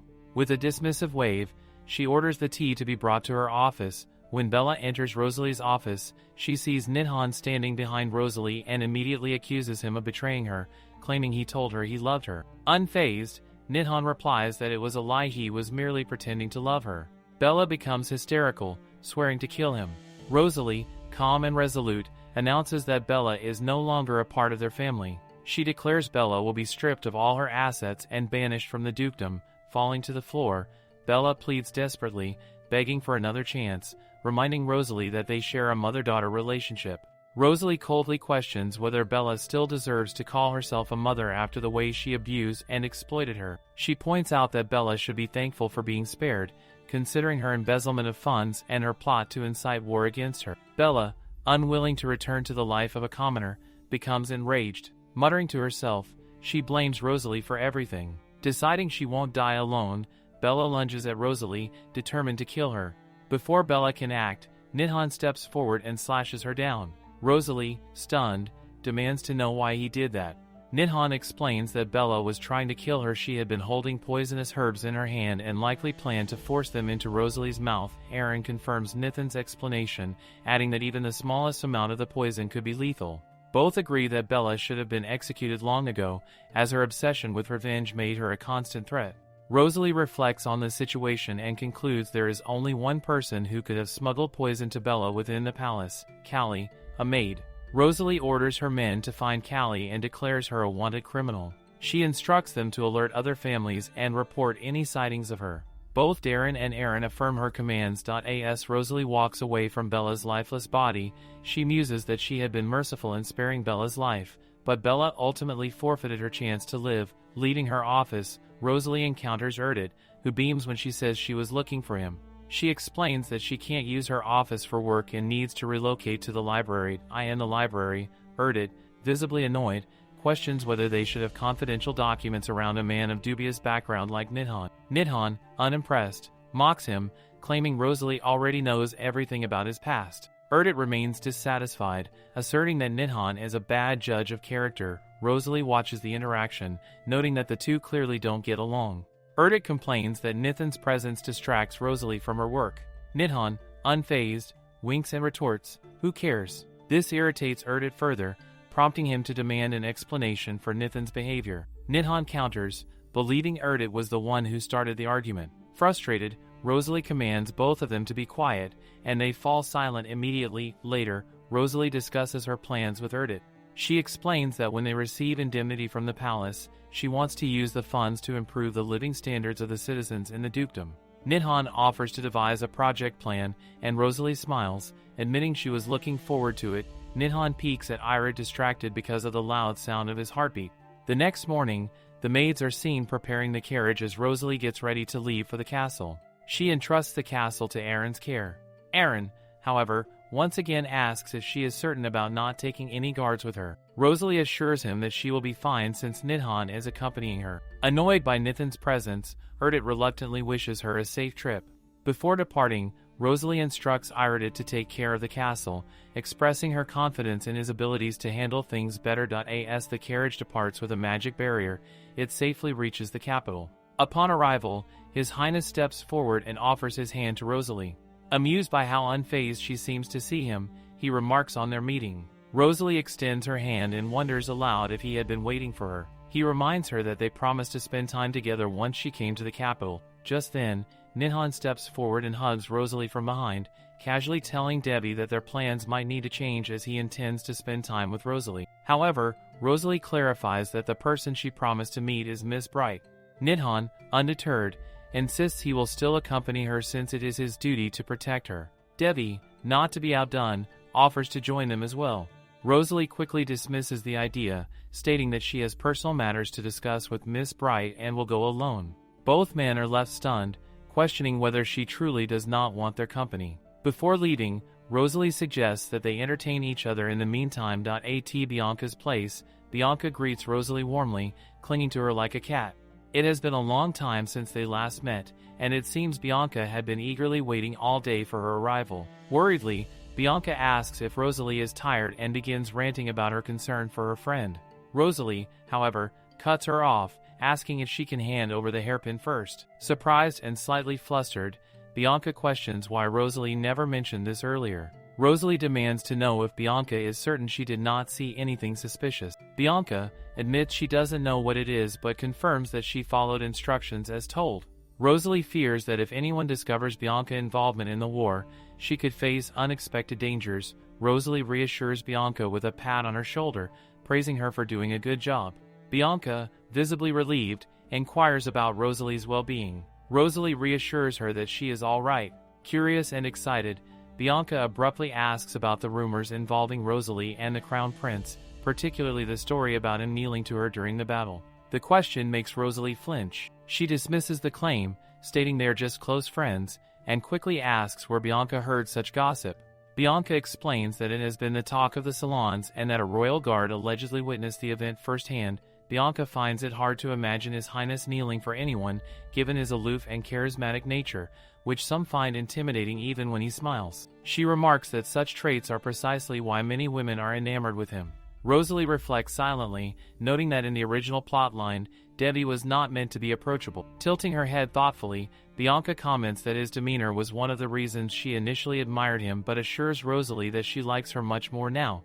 Bianca insists that Rosalie spend the entire day with her since it has been so long since they last met, and Rosalie agrees. At the dining table, Mr. Bright greets Rosalie, and she greets him in return. He encourages her to call him Binnock since he is currently serving as a royal guard.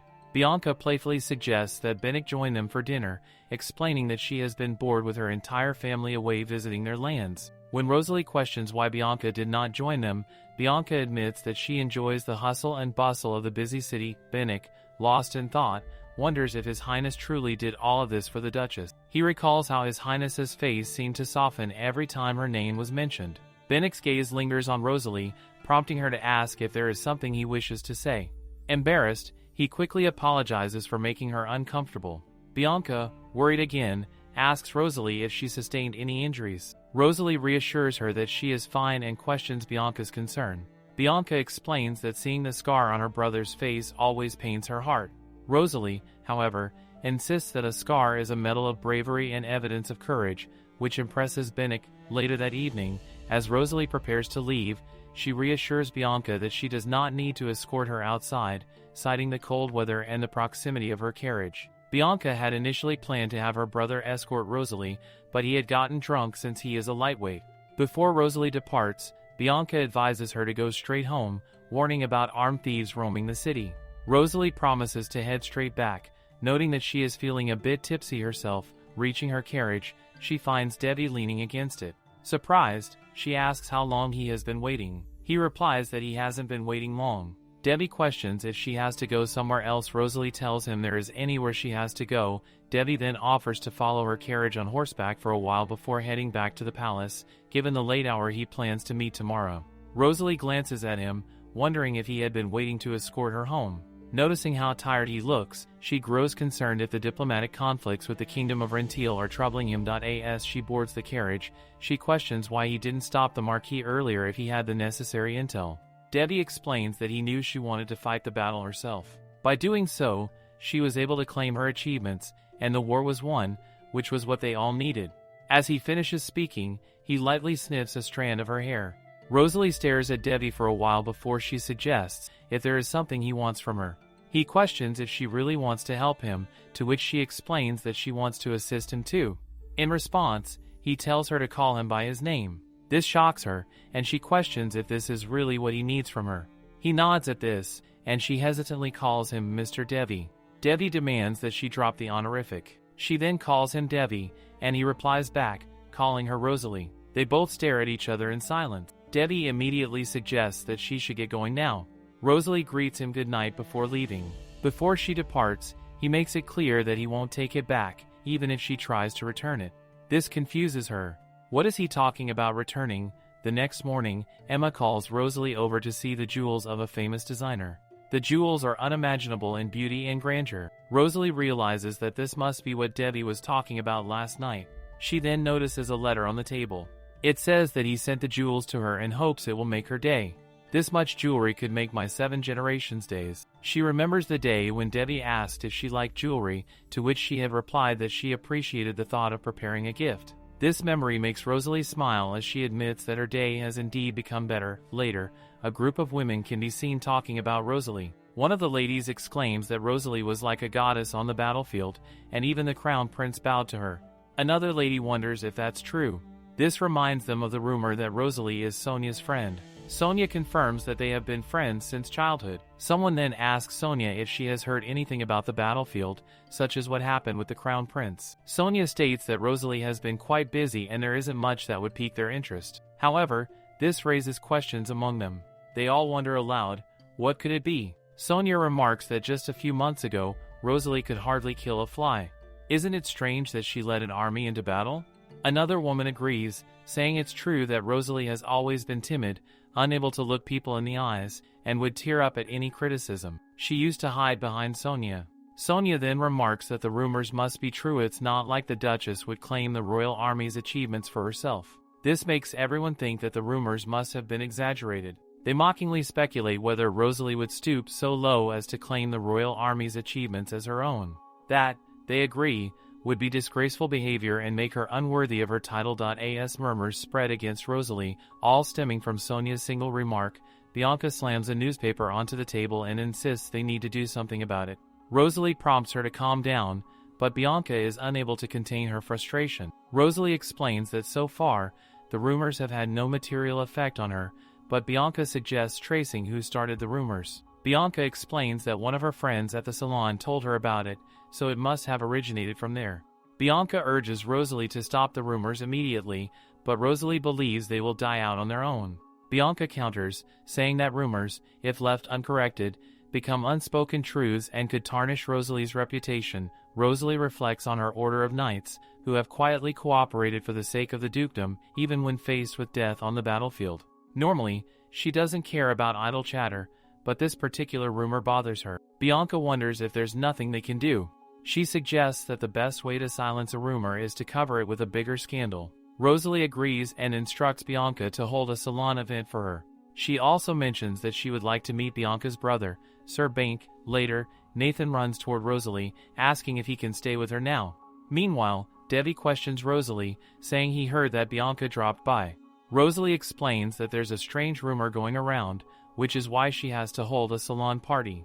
Devi suggests issuing an official decree, but Rosalie dismisses the idea, saying an official decree won't stop people from talking. That's why she plans to cover the rumor with a greater scandal. Devi asks when the salon event is. She tells her in less than 4 days. Devi then advises her to wear one of the jewels he gifted her. He assures her that anyone she chooses will work.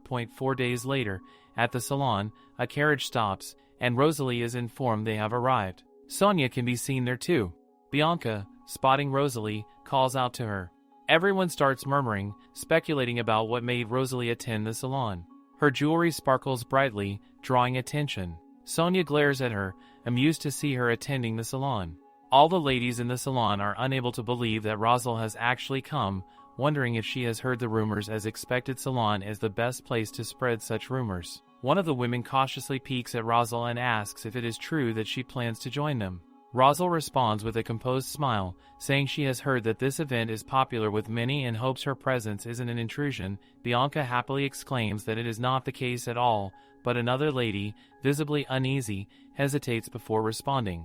The lady eyes are suddenly drawn to Rosalie's necklace, and she is astonished to see the rare diamonds from La Rocoche. She is deeply impressed, knowing that the previous owner had once claimed she wouldn't sell those jewels for all the riches in the world. The woman wonders how Rosalie managed to acquire them, while Bianca, with a knowing smile, exclaims it must have been easy for her after all. She is the Duchess of Juderoot. Bianca laughs at the hype surrounding Rosalie. She points out that, according to a recent rumor, Rosalie is not in a position to be proud. The lady addressing her is Madame Median, a woman with connections to the Wendell family. Rosalie demands an explanation, and Median sarcastically remarks on how a duke in decline could suddenly find the strength to overpower the rising star. The Wendell family, Rosalie, wondering who would believe such baseless gossip, questions if Median is frustrated because the family she is close to lost to her. Since Median seems uncertain about Rosalie's power, Rosalie provocatively offers to prove her strength by demonstrating her mastery of aura. Median scoffs at the idea, laughing at the absurdity of Rosalie claiming to be a master of aura.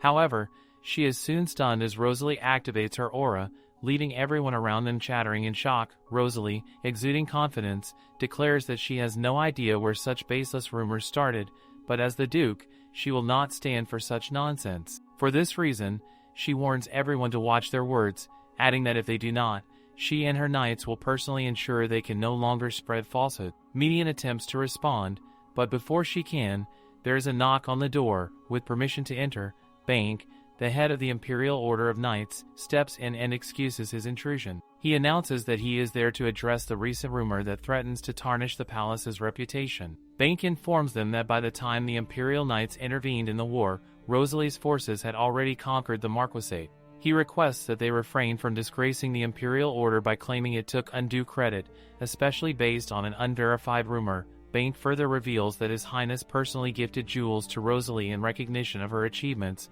pointing out that she is currently wearing one of those jewels. This remark causes Rosalie to flinch as she realizes why Devi asked her to wear one of his gifted jewels. She graciously expresses her gratitude for His Highness's generosity. Bain then takes his leave, assuring them that he will not bother them further. The room falls silent for a moment, but then the ladies laugh it off, agreeing that it is better to trust knights than baseless rumors. They begin to praise Rosalie, commending her for receiving a personal gift from His Highness's significant achievement. In a complete shift of attitude, the ladies quickly warm to Rosalie, pretending they never truly believe the rumors. This sudden change feels awkward to Rosalie, and she glances at Bianca, who begins clapping and praising her. Bianca also points out that, apart from the necklace Rosalie is wearing, His Highness has an extensive jewelry collection. She is so absorbed in her praise that she fails to notice Rosalie sneaking out. Outside, Rosalie calls out to Bank, who stops to explain the sudden announcement. However, Rosalie cuts him off, asking if Devi ordered him to make the statement. Bank admits that he didn't have time to inform her beforehand as it was a sudden decision. Rosalie brushes it off and thanks him for his assistance, offering to repay him in any way he wishes. Bank humbly declines, stating that he only spoke the truth and needs no repayment.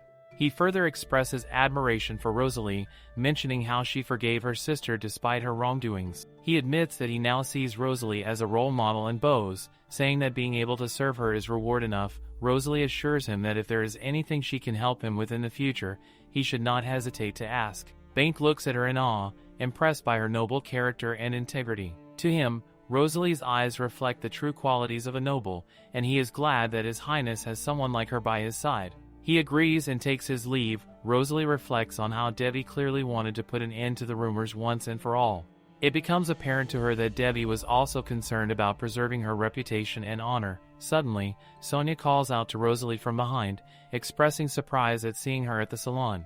With uneasiness in her eyes, Sonia apologizes for her involvement in the rumors but adds that she is glad the matter has now been resolved. Rosalie laughs and mocks Sonia's statement, but she eventually agrees that Sonia is right. She points out that even Devi could have been dragged into this mess, all because someone was foolish enough to spread such a rumor. Sonia gets visibly angry at Rosalie for referring to Devi by his first name. She glares at Rosalie and demands to know what she means by that. Rosalie explains that if people started to believe the rumor over time, Devi could have ended up as the powerless crown prince who had his victory stolen, or worse, people might suspect he had accepted a bribe from the dukedom. Rosalie is now certain that the source of the rumor is someone who harbors malice toward her and has enough credibility to spread it effectively. Sonia, on the other hand, is struggling to hide her nervousness, but Rosalie is perceptive enough to see through her. As Rosalie walks past Sonia, she adds a sarcastic remark, suggesting that the rumors might even boost her reputation, pretending to be thankful to the unknown source of the rumors. The next scene shows Rosalie receiving another batch of letters, signaling that she has become the center of attention in high society. Attending all the high society events has been exhausting for her. Dorian, noticing her fatigue, suggests that if she plans to pull another all-nighter, he will send her tea to help relieve her exhaustion. Abruptly standing up, Rosalie smiles and announces that she needs to head out, adding that she has someone to meet today. Later that night, Devi jumps over the wall and lands gracefully on the ground beside where Rosalie is standing. He politely calls out her name, but the sight of her there startles him. Panicked, he asks if something has happened to her. Rosalie reassures him that everything is fine. Curious, Devi wonders aloud if she came to make another deal with him. Amused, Rosalie feels a pang of sympathy for him and states that since he always comes to see her, she thought it was time for her to visit him instead. This unexpected gesture makes Devi's heart race, and he feels relieved that nothing serious has happened to her. Rosalie stares at Devi for a moment and suddenly praises his smile, causing him to blush. Embarrassed, Devi brushes off the compliment. Rosalie then questions where he was headed. Devi replies that he was going to his usual place for the night. Intrigued, Rosalie wonders if she could join him. Though surprised, Devi sees no problem with it, and they decide to go together. As they walk up a set of stairs, the path is shrouded in darkness. Concerned, Devi insists that Rosalie hold onto him. She obliges, giving him her hand. As they ascend, Rosalie notices how large Devi's hand is, thinking that it seems strong enough to wield the family sword. When they reach the top, Rosalie is captivated by the breathtaking view. Devi notices her amazement and remarks that while she praised his smile earlier, he finds her smile even more beautiful. They lock eyes for a moment, and Rosalie's heart starts to race. Feeling the moment grow awkward, she quickly changes the subject, mentioning that Sir Bank had said something interesting at the salon. She asks Devi if he had done something on behalf of the dukedom. Devi explains that he had observed how tirelessly she and her knights worked day and night to prepare for the battle, and he couldn't stand to let a baseless rumor tarnish their hard work. Rosalie is shocked, realizing that Devi had done all of this to protect their honor and reputation. As they continue their conversation, Devi points towards something in the distance, noting that he can see her manor from here.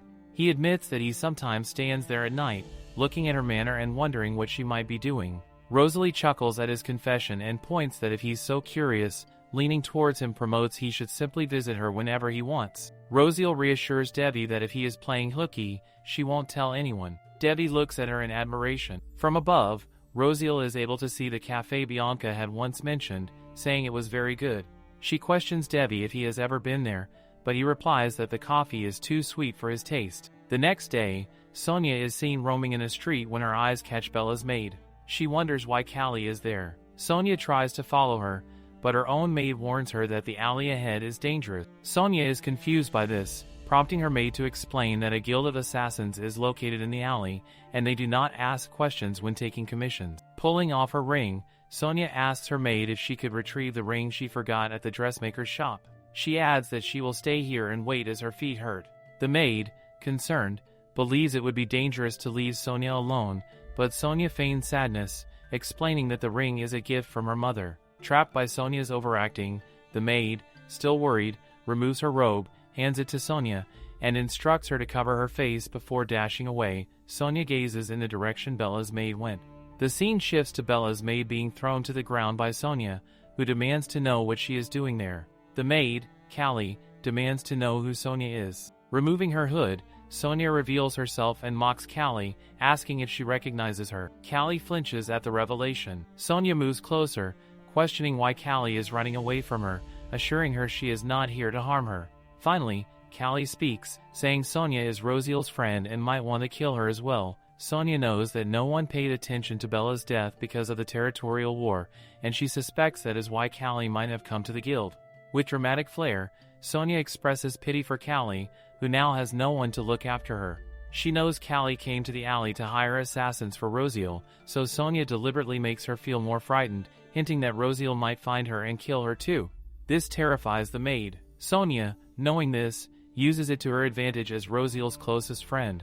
Placing a hand on Callie's shoulder, Sonia reveals that Rosalie had told her, before killing Bella, she trampled and toyed with her. The maid trembles with anger. Sonia remarks it was unfortunate, and then takes out a money bag, dropping it on the floor. Callie looks at the bag, realizing she could use the money to avenge Bella's death by targeting Rosalie. As Sonia walks away, she overhears a bickering match between the assassins and Callie over the money. She ponders that all she did was drop her money pouch, but worries about what might happen if Callie gets caught. Glancing back, Sonia considers that she might already have a plan for that scenario. At the Assassin's Guild, a man informs Callie she will receive the news soon. Callie demands they make it quick. She feels a sense of happiness, knowing she is finally able to avenge Bella. As Callie walks away, Sonia is seen following her from behind. Suddenly, Sonia pushes Callie and informs her about a carriage waiting nearby, pointing out that in case of risk, she can eliminate the risk herself. Nidhan finds it unexpected to hear that Rosalie is evacuating. She has no other choice, as Emma is obsessed with spring cleanliness. Leaning closer to Nidhan, she points out that even though it's crowded here, it's quite peaceful, so it isn't bad for him, right? This makes him blush, and he questions whether she came to the bookstore because of him. Rosalie seconds that thought. Nidhan grins, realizing she's more considerate than he initially thought. She glances at him mockingly, teasing that it's too bad he only realized it now. As Rosalie touches the library shelf, her hand brushes against someone else's. Sonia. Taking a book from the shelf, Sonia remarks how strange it is to see Rosalie at the library. Rosalie replies that it shouldn't be uncommon to see other people from high society in the capital. Sonia glares at her, noticing Rosalie doesn't even veil her distaste. However, Sonia smirks and takes her leave, wishing Rosalie to take care. Rosalie sharply responds that she doesn't need her concern and suggests she should be on her way. Sonia growls, angered by Rosalie's rudeness, as she was only trying to be polite. However, Rosalie believes Sonia doesn't realize how impolite it is to raise her voice in a library. Clenching her fists, Sonia mutters to herself, frustrated that her attempt to be kind has been dismissed. She leaves with a promise that Rosalie will pay for this. As Sonia passes by, Nidhan notices her peculiar scent. Rosalie questions what he means by that, and he explains that Sonia's scent is uncommon. Flipping through the book pages, Rosalie speculates that Sonia might have created the fragrance herself. In the original story, Sonia was known to be obsessed with flowers. Brushing the thought aside, Rosalie wonders if any book has caught Nithan's attention so far. Nidhan mentions his plan to take a round of the area, as he finds the atmosphere to his liking. However, he can't shake off a bad feeling, his thoughts returning to Sonia's scent. Back at the palace, Emma informs Rosalie that she has prepared everything to refit her dresses. Rosalie, busy with other matters, tells her she'll simply buy new ones. Emma thinks it can't be helped, mentioning that some designers have sent new dress catalogs. Rosalie agrees and encourages Emma to buy some dresses for herself too. Emma tries to insist further, but Rosalie cuts her off, telling her to pick whatever she likes before leaving for her office. Meanwhile, Nidhan prepares to retire for the night and asks if he can still use the room at the end of the hall. Rosalie allows him to use the room while they remain at the manor, curious about how he likes it. He assures her that he likes it very much, particularly because it's soundproof. Pleased, Rosalie encourages him to rest up. Later that night, Rosalie reflects on how the manor feels colder than her castle back in the dukedom. Deciding to wrap up her work, she prepares for bed. Suddenly, someone leaps into her room through the window, and a sharp sword is drawn. The intruder points the blade at the sleeping Rosalie. As he lifts the sword to strike, Rosalie calmly speaks, startling him by stating that she didn't allow him to enter her room. Shocked, the assassin's sword grazes her arm as she pushes him away and grabs her own weapon. Rosalie's sword clashes against the assassin's blade, and he begins to worry about how a mere aristocrat possesses such remarkable skills. Rosalie mocks him, asking if things are going as planned. Despite her confidence, she knows he is a formidable opponent, and the wound on her shoulder begins to burn.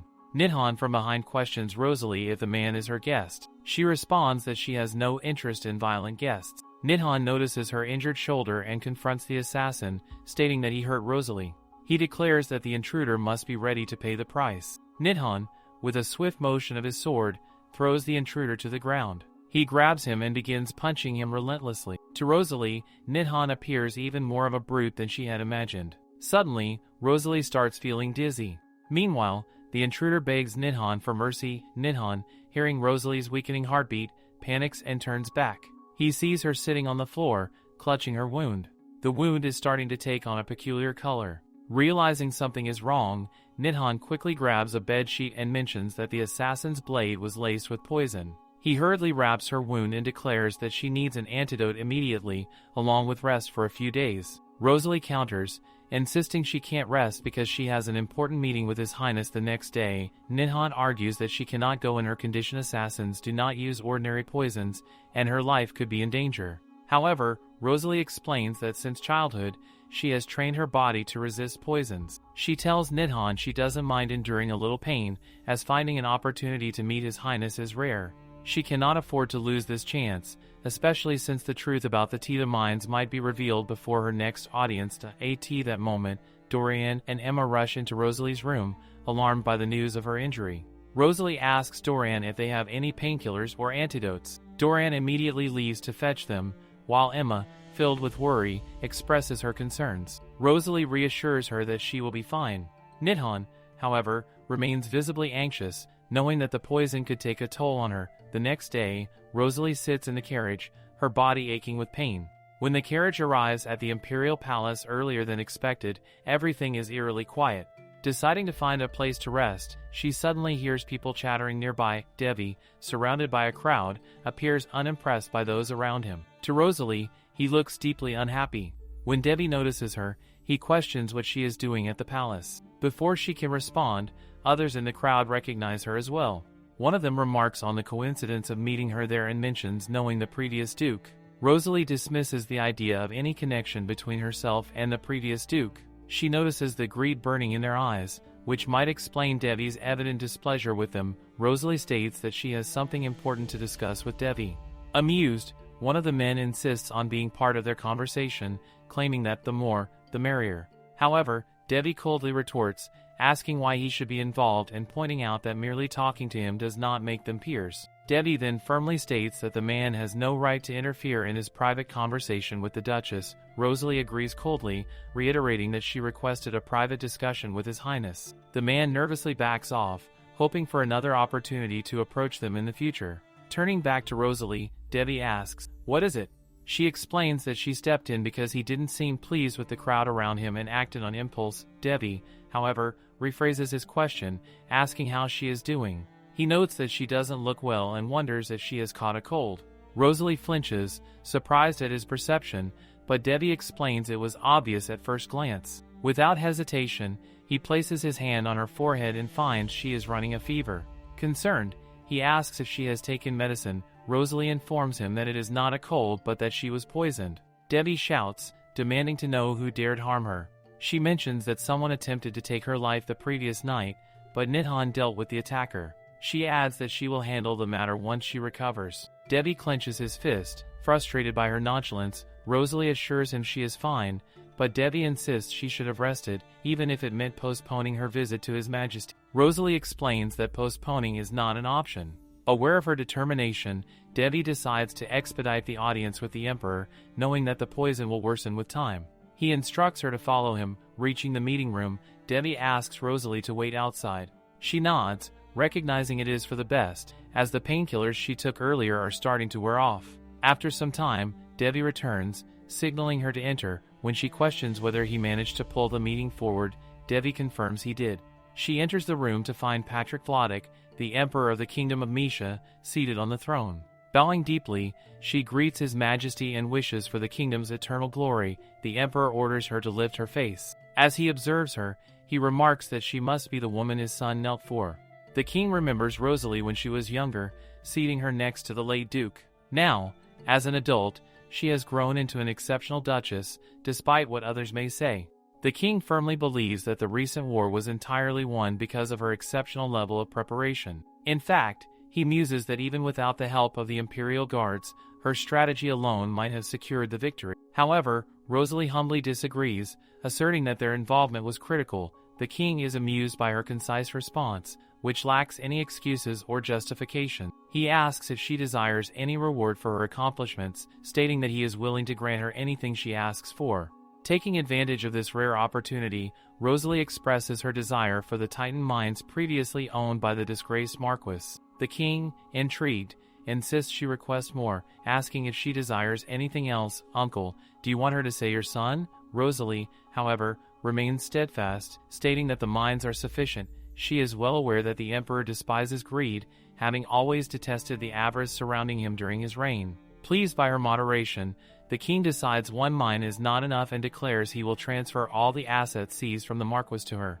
Rosalie thanks him for his generosity. As a side note, the king comments on her brief and direct manner of speech. She calmly responds that she hears this often. Amused, the king wonders to himself if his son really knelt for this woman. Then, he asks her directly if she has any interest in the position of future empress. He encourages her to speak openly, hypothetically, of course. Rosalie, in her usual straightforward manner, replies that she is not interested in additional responsibilities and does not see herself as having the qualities befitting such a role. The king chuckles, admitting that, in his opinion, she is perfect for the role. Rosalie, however, remains firm, insisting she is not. This only makes the king laugh more. He mutters to himself that his son has a long way to go, having fallen for such an extraordinary and strong-willed woman. The king sighs, reflecting on his responsibilities as a father. He hopes his son will not inherit the burden of sacrificing his happiness for the title, as he himself did. Due to the current empress's ambitions, he selected Debbie as the crown prince and now hopes his son will not resent him for it. Later, as Rosalie walks down a corridor, she pauses upon seeing Debbie. It feels awkward for her to encounter him today, especially given recent events. She calls his name hesitantly, and he responds happily. Now that she thinks about it, Debbie has always been friendly with her. He hurriedly approaches her, visibly concerned, and asks if she is still feeling feverish. She assures him that she is fine and not ill, though she seems distracted by her thoughts. "Girl, we get it why you are over-explaining, huh?" Regardless, Debbie carefully scans her from head to toe, ensuring she is alright. Later, as Rosalie walks out, Debbie follows her closely. She turns and asks where he is headed, to which he replies that he is simply seeing her off. Given the unresolved matter of the attempted assassination, Devi insists on accompanying her until she safely reaches her residence. Rosalie sighs but doesn't argue. Suddenly, Sonia calls out to them from behind. Devi turns, visibly surprised by her presence, and asks why she is there. Sonia explains that she came with her father but then wonders why both Devi and Rosalie are here. Devi calmly informs her that Rosalie had an audience with His Majesty today. Sonia scoffs, remarking that Rosalie survived because the assassins failed to do their job properly, calling them useless fools. Devi curtly suggests they talk another time as he and Rosalie are in a rush. Sonia flinches at his dismissal, watching them leave as she clenches her fists and grits her teeth in frustration. As Rosalie's carriage moves forward, Devi rides behind on his horse, questioning Nidhan about any findings regarding the assassination. Nidhan confidently asserts that Rosalie must have informed Devi of something significant. Smirking, Nidhan adds that he was planning to meet Devi today anyway. He reveals that the Assassin's Guild has a notorious reputation and hints at more information. Devi clenches the reins of his horse, determined to end their reign of terror that very day. At the dukedom, Joey expresses concern about Rosalie's well-being. She reassures him that she is fine and urges him to focus on external affairs. She then questions why Erdit is present. Erdit explains that he returned upon hearing news of the poisoning incident. He mentions that he has resolved an urgent issue but is cut off by Rosalie, who firmly reminds him not to neglect his responsibilities again. She emphasizes that his duty is to oversee the castle and dukedom in her absence. Erdit, undeterred, remarks that she can scold him later but insists on escorting her inside first. That night, Emma presents Rosalie with a medicine vial, explaining that His Highness sent it, claiming it to be an antidote. Emma admits she barely recognized him earlier, as he was wearing a robe. Taking the medicine, Rosalie smiles, wondering when Devi had the time to procure it and marveling at how he continues to support her. Elsewhere, a man is being beaten. One of his attackers demands to know why they failed to assassinate Rosalie. Devi, grabbing the man by his collar, demands the name of the person who ordered the assassination. His determination burns as he vows to protect. Nidhan, resting beside them, calmly advises Devi not to kill the man before they extract the name. The man, choking and gasping for air, desperately explains that they do not know who commissioned the hit. He adds that the girl who hired them looked like a commoner, and all he knows is that she was hit by a merchant carriage, which then took her away. Devi, narrowing his eyes, questions the payment she gave. The man replies that they have already spent all the money, but they kept the bag because it looked expensive. Devi kneels and whispers menacingly to the man that if they ever target Rosalie again, none of them will live to see another day. He demands the man spread the warning and then delivers a final knockout blow. Devi turns to Nidhan, questioning him about the bag. Nidhan examines it, noting that it reeks of multiple scents. He sniffs it, a unique scent catches his attention. He suddenly remembers smelling it before in the library with Rosalie. Muttering under his breath, he declares Sonia's name. The realization shocks Devi. At the castle, Erdit is standing outside Rosalie's room when Nidhan and Devi arrive. Nidhan greets him and asks why he is there. Erdit hurriedly bows to Devi, introducing himself and mentioning that they attended the same academy. Devi remembers him well, known for his intelligence, but questions what Erdit is doing here now. Erdit explains that he is worried about Rosalie. All three men sit outside Rosalie's room. Erdit, breaking the silence, asks why Devi and Nidhan are there. Nidhan smirks and replies that they are waiting for Rosalie to wake up because they have a quiet surprise for her.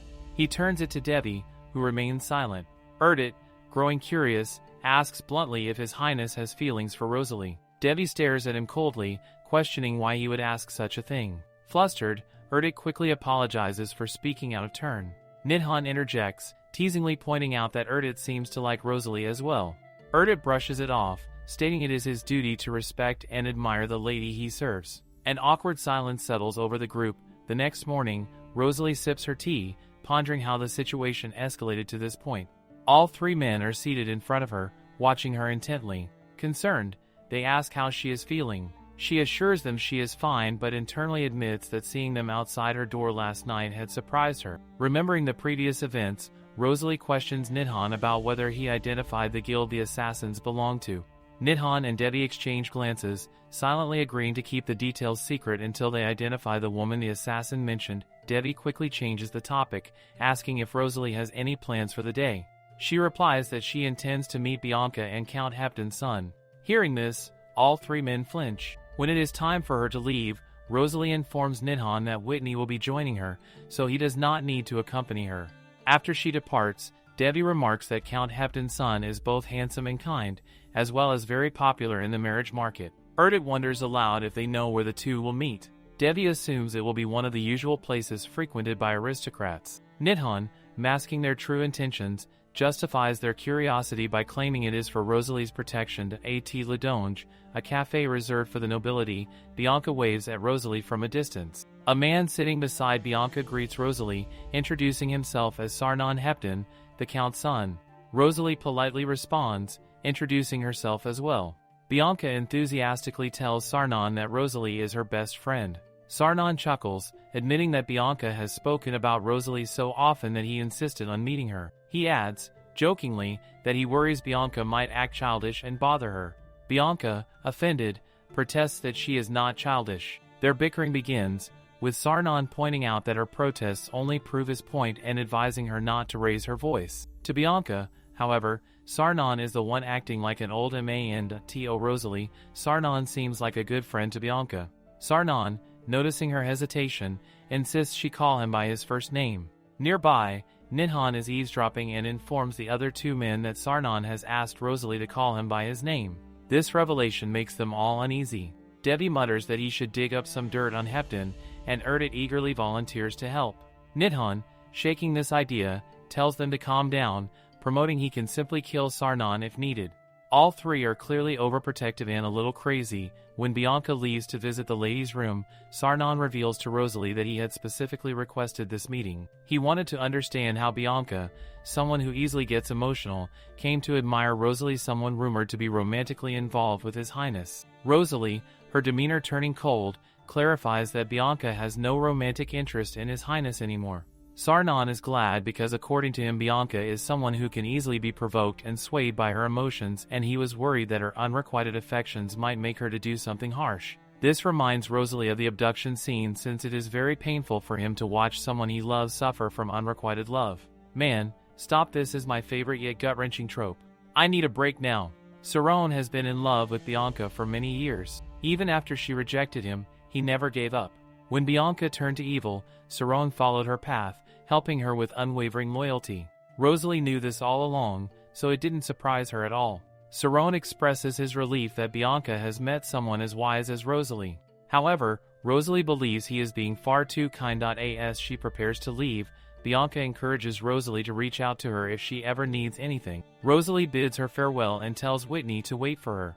She stands still for a moment before the three of them, Devi, Nidhan, and Erdit, step out of a nearby cafe. Seeing Rosalie stuns them. She questions what they are doing there. Nidhan attempts to cover for them, calling it a coincidence. Rosalie narrows her eyes, pointing out that it's no coincidence. She knows they were waiting for her to leave first. Realizing they've been caught, the three of them change their strategy. They admit they knew she would notice them, praising her keen observation skills. Rosalie sighs at their antics and decides to join them for dinner. As the evening grows colder, Devi suggests she doesn't need to see him out, but Rosalie insists it's only polite, especially after dining together. Devi informs her that he won't be able to visit her manor the next day. Rosalie, concerned, asks if it's because he is still dealing with the skirmish with the Rentil Kingdom. Devi assures her the matter has already been resolved and doesn't believe it will escalate further. Rosalie is relieved and glad it won't turn into a larger conflict. Devi, however, teasingly points out that she doesn't seem upset about not seeing him tomorrow. She pauses, then admits she is a little disappointed.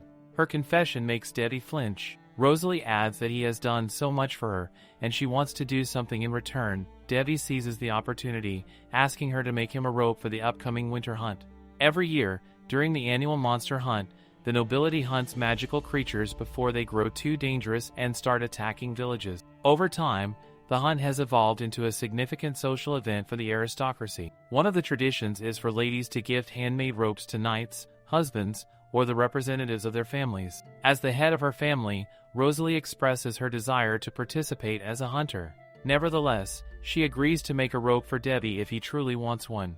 This makes him incredibly happy, and he assures her that he doesn't care what it looks like. Finally, he urges her to go inside before it gets colder. As Devi prepares to ride off, Nidhan calls out to him, asking if he can speak with him.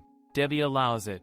Nidhan questions whether Devi is planning to bring Rosalie to the palace. Devi flinches at the question. Nidhan admits he has been wondering about it for some time because it's clear Devi is serious about Rosalie. Nidhan explains that he loves Rosalie and he admires Devi for saving him. That's the reason he cares deeply for both of them. He knows that Devi often compares the palace to a prison.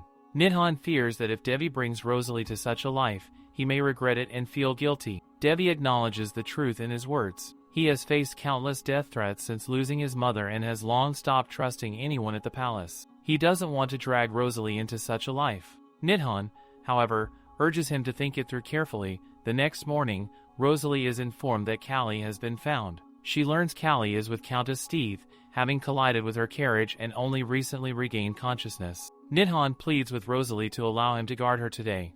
Erdit wonders aloud if they will be in her way, but Rosalie assures them that if it's just the two of them, she doesn't mind their company at Countess Steve's manor.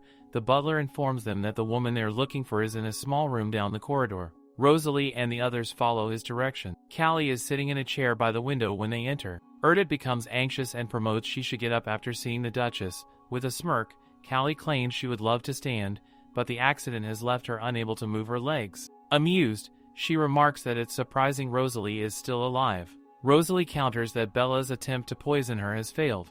Callie laughs darkly, suggesting Rosalie still doesn't know the full truth. With a sinister grin, Callie reveals she cannot wait to see Rosalie crumble from betrayal, just as how Bella did.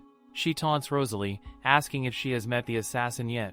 Nidhan, clenching his fists, deduces that Callie must have hired the assassin. The realization makes his blood boil, and he mentions that he was looking for her for quite a while and can't wait to finally rip her apart. Rosalie glares at Nidhan, angry over him investigating Callie behind her back. She calls him out, which makes him flinch. Turning back to Callie, Rosalie calmly states that she doesn't feel betrayed by the assassination attempt. Callie laughs again and explains that after the Assassin's Guild chased her away, someone intentionally dropped a bag of money in front of her, allowing her to pay the assassin. Later, someone pushed her onto the streets, and she clearly saw the culprit's face. With a cruel smirk, Callie reveals that it was Count Armantha's daughter. Betrayal flashes across Rosalie's face. Erdit quickly pieces together the situation. If Armantha's daughter pushed Callie, it must have been to silence her, perhaps to hide her involvement in dropping the money. Callie confirms his suspicions, adding that it wasn't accidental. She reveals that when Armantha's daughter pushed her, she was smiling. There is a silence before Count's wife entered. It has been a long time since she last saw Rosalie. Sensing the dark aura in the room, she guesses it might not be the best time for tea. Rosalie sighs and tells the Count's wife to send Callie away, as she has already asked her to leave the country. The Count's wife ponders on Callie's situation, noting that she will have to live a harsh life abroad, especially since she cannot work without her legs. It is unfortunate, but the Count's wife believes Callie must have committed a serious crime. Rosalie then requests to reschedule the tea for another time, and the Count's wife agrees. Later, Rosalie calls out to Nidhan and demands he explain everything he learned at the Assassin's Guild. Nidhan knows she has already pieced things together and decides to tell her everything, from start to finish. He is curious about what she will do next, but Rosalie needs to verify the facts first, as she cannot fully trust Callie's words. There is a knock at the door. It is Joey, whom Rosalie has summoned. She instructs him to call for 4 knights from the dukedom to the capital city, including Sir Toronto. Joey bows to carry out her command. Erdit wonders if Rosalie intends for the knights to follow Callie. She confirms this, explaining that if Sonia is truly involved, she needs to be prepared. Sonia is not adept at taking the offensive. If provoked, she will crumble, and Rosalie plans to exploit this weakness. Nidhan questions if she is going to tell Devi about its Rosale replies she won't. Nidhan is curious as to why she will not tell Devi about this. Rosalie explains that Sonia is still a dear friend to Devi. If Devi becomes sad or torn over this issue, it would make her uncomfortable. She plans to inform him later. Once everything is resolved, the scene shifts to Rosalie in the flower room. Nidhan questions what she is doing, and she responds that she is cutting the props for her plan. Nidhan wonders if she means the leaves. Erdit then explains a myth about the thick, coarse leaves of the Satina rose. Long ago, a terrible demon ravaged a village, and a brave soul plucked the leaves of a Satina rose from the desert, stabbing the demon in its sleep. Due to this myth, Satina roses are known as flowers that fend off evil. Intrigued, Nidhan picks up a leaf and asks what Rosalie plans to do with them. She reveals they will serve as her secondary weapon. She then informs Nidhan and Erdit that neither of them can accompany her today. Both protest furiously, pleading to come along to protect her. However, Rosalie insists on handling her business alone, suggesting they keep themselves busy with card games. Joey is angered by her decision, warning that it is too risky to leave without proper security when they have yet to uncover who is behind the assassination attempt. He argues that such actions undermine the competence of her knights, who are sworn to protect her. Frustrated by their persistence, Rosalie finally agrees to allow only Whitney to accompany her. As she approaches her carriage, Debbie calls out, asking where she is going. Rosalie replies that she has errands to run and asks if he needs her for something. Debbie says he came to meet Nidhan, and Rosalie informs him that Nidhan is likely inside playing cards. Smiling, Debbie remarks that Nidhan is probably winning.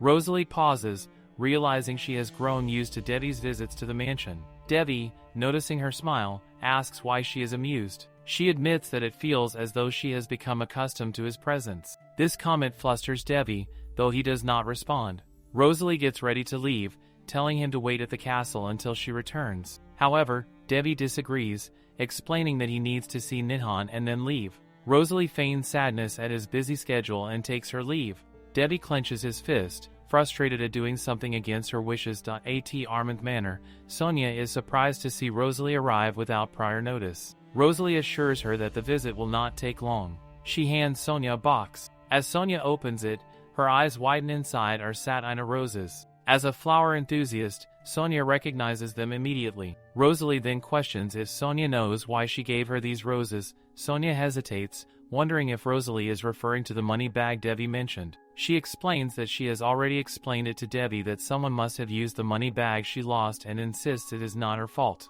With a cold demeanor, Rosalie mocks Sonia for lacking honor and lying to Debbie, who trusted her. Sonia nervously asks if Rosalie believes she lied to Debbie. Rosalie warns Sonia that if she dares to mess with her again, she will ensure Sonia ends up like the demon in the myth. Sonia bites her nail, anxiously contemplating how much Rosalie knows. Observing her reaction, Rosalie reveals that the maid Sonia pushed is still alive, shocking Sonia to her core. She clenches her fists, scoffing at the situation. Sonia laughs if Rosalie truly thinks a mere maid's testimony could stand against her, already plotting how to ensure people believe the maid lied. The Armands have the power to make that happen, after all. Placing a leaf on the table, Rosalie declares that the most important truth is that she has figured everything out. Rosalie remains composed and reminds Sonia of her plans to make her face the same fate as the demon. Sonia springs up, her voice sharp as she retorts that she wouldn't have done it if Rosalie hadn't changed first and if Rosalie hadn't started annoying her. Rosalie, unfazed, firmly responds that Sonia shouldn't use her as an excuse for her evil actions, calling it disgusting. Sonia argues that Debbie believes her, but Rosalie calmly replies that Sonia should be grateful for that. Rosalie then stands and prepares to leave. Sonia, trembling with anger, grabs the teapot and hurls it in Rosalie's direction. Rosalie defends herself, blocking the pot, but the hot tea spills onto her feet. Sonia roars in frustration, demanding to know how Rosalie dares to threaten her and presumes she has the upper hand. Suddenly, a voice calls her name. It's Debbie. He steps into the room, his face stern, and questions what Sonia is doing. Sonia freezes, stunned to see him there. Debbie walks toward Rosalie, his concern evident. Rosalie looks at him, puzzled, and wonders why he is here. She remembers how he mentioned an errand earlier in the afternoon and now suspects this was his plan all along. Debbie explains that he had a strange premonition after meeting Sonia earlier, which prompted him to return. Now, he's glad he did. Sonia stands trembling, tears pooling in her eyes as she cries out for Debbie to listen to her. However, Debbie silences her, stating that he will no longer trust anything she says. He witnessed her assault Rosalie with his own eyes and plans he will report the incident to the palace, and if Sonia does not compensate for her crime he will make sure to take her to the court. Sonia, panicked, insists he can't mean that.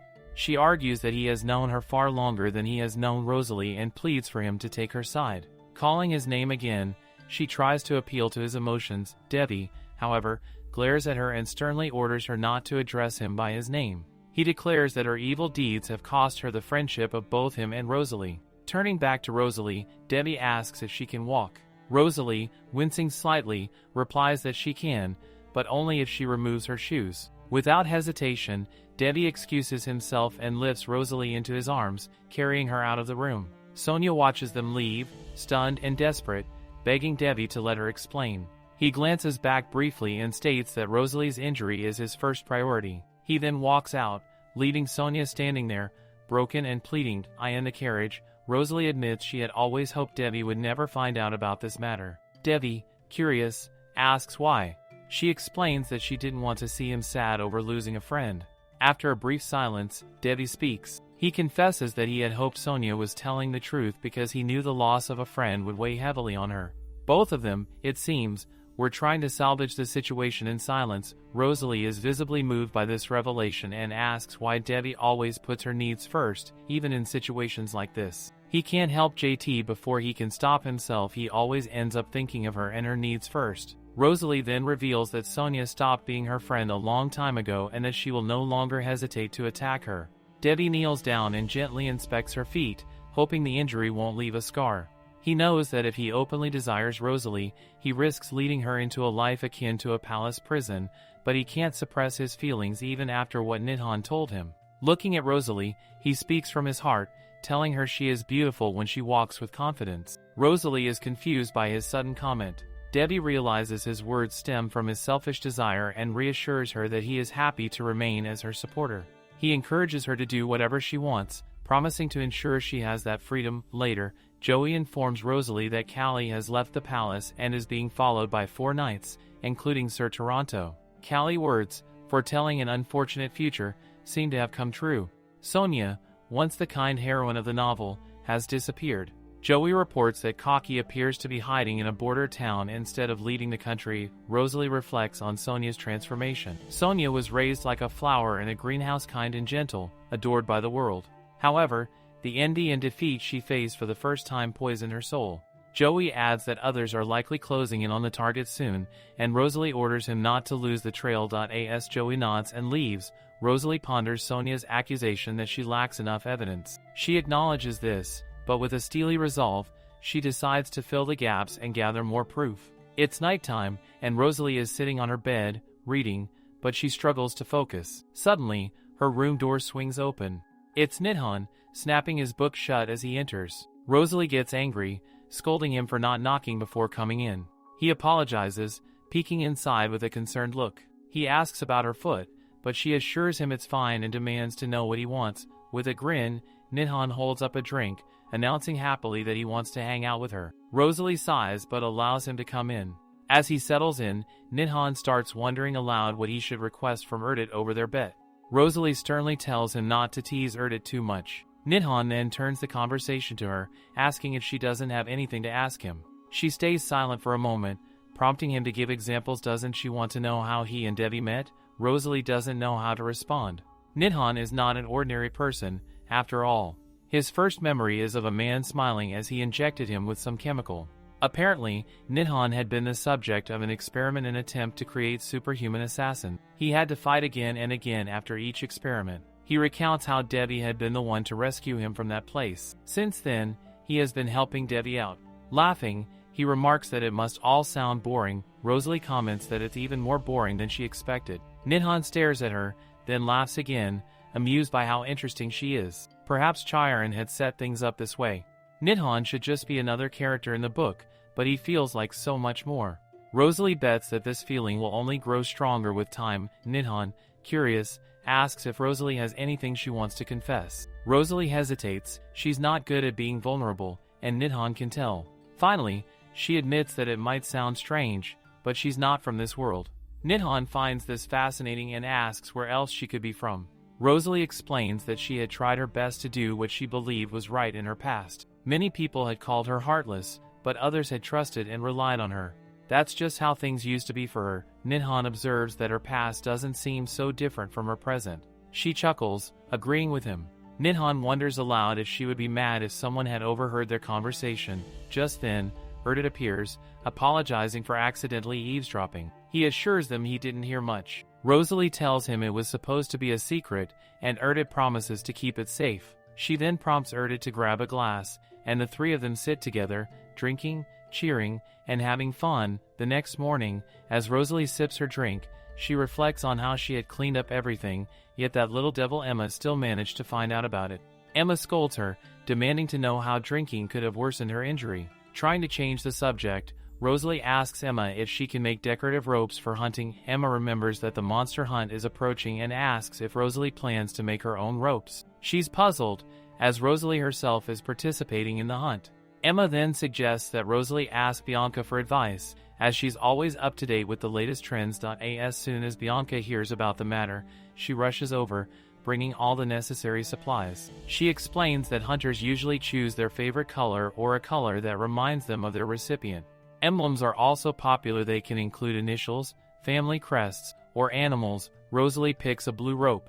Bianca, curious, asks if Rosalie likes the color. Rosalie admits she finds it really pretty. The color probably reminds Rosalie of Devi. Then, Bianca asks what emblem Rosalie wants to use. She mentions that animals are trendy, suggesting Rosalie pick one that reminds her of the hunter. Rosalie chooses a puppy. Bianca is taken aback, confused by the choice. Rosalie explains that a puppy reminds her of something from her past. Bianca, however, points out that a puppy and a wolf are in the same family, suggesting she choose a wolf instead. Rosalie agrees, as the wolf does resemble Devi more. Bianca, knowing no knight would appreciate being represented by a puppy, smirks at her clever suggestion. When Bianca asks who the rope is for, Rosalie falls silent before finally saying, someone who's always there for her. Later, in her study, Rosalie notices a letter awaiting her. It's an invitation for a civil face-to-face conversation. She muses that Count Armand must be growing anxious. The news speaks of Sonia, the angel-turned-demon. With a calm expression, Rosalie burns the letter, thinking to herself that the time has not yet come. There's a knock at the door, and after being permitted to enter, Dorian informs Rosalie that Bianca has come to see her. He doesn't recall any prior mention of a visitor. Bianca bursts inside, holding a newspaper and demanding an explanation. The news claims that Sonia has been harassing Rosalie, and Bianca, leaning closer, demands to know if it's true. Rosalie calmly tells her to settle down. Fuming, Bianca declares that she'll grab Sonia by the hair and drown her. Rosalie orders herbal tea to diffuse the tension, though she claims she cannot provide details and admits that everything in the paper is true. Bianca, frustrated, asks one final question: if financial settlement is all Rosalie seeks. With a cold expression, Rosalie replies that it isn't about money. Bianca, observing her demeanor, realizes Rosalie is after something else and offers her help if needed. Rosalie agrees to reach out if the need arises. Bianca changes the topic, expressing disbelief that His Highness abandoned Count Armand, who was one of his biggest supporters. Rosalie assures her that the Jadertes will stand firmly with His Highness moving forward. If Devi puts Sonia on trial in the imperial courts, it would sever ties with Count Armand, deeply affecting his standing. Rosalie quietly vows not to allow anyone to damage Devi's reputation. The Judroot dukedom's influence is rising like never before, and Rosalie intends to protect Devi at all costs. As they sip their tea, Bianca suddenly asks if Rosalie plans to gift the rope to His Highness. Startled by the question, Rosalie blandly denies it. Bianca doesn't let up and presses further, asking if Rosalie harbors feelings for His Highness. Stunned into silence, Rosalie doesn't respond. Finding her reaction adorable, Bianca teases her, saying she shouldn't be so slow about these things, and playfully slaps her head. She then calls for Emma to bring a glass of cold water. Bianca urges Rosalie not to hide her special feelings for Devi, describing how her chest must feel tight, how she must miss him when he's away, and how she probably can't stop thinking about him. Rosalie sits quietly, but internally, she agrees. She does miss Devi when he doesn't visit, her chest does tighten when their eyes meet, and she does feel sad when he's unhappy.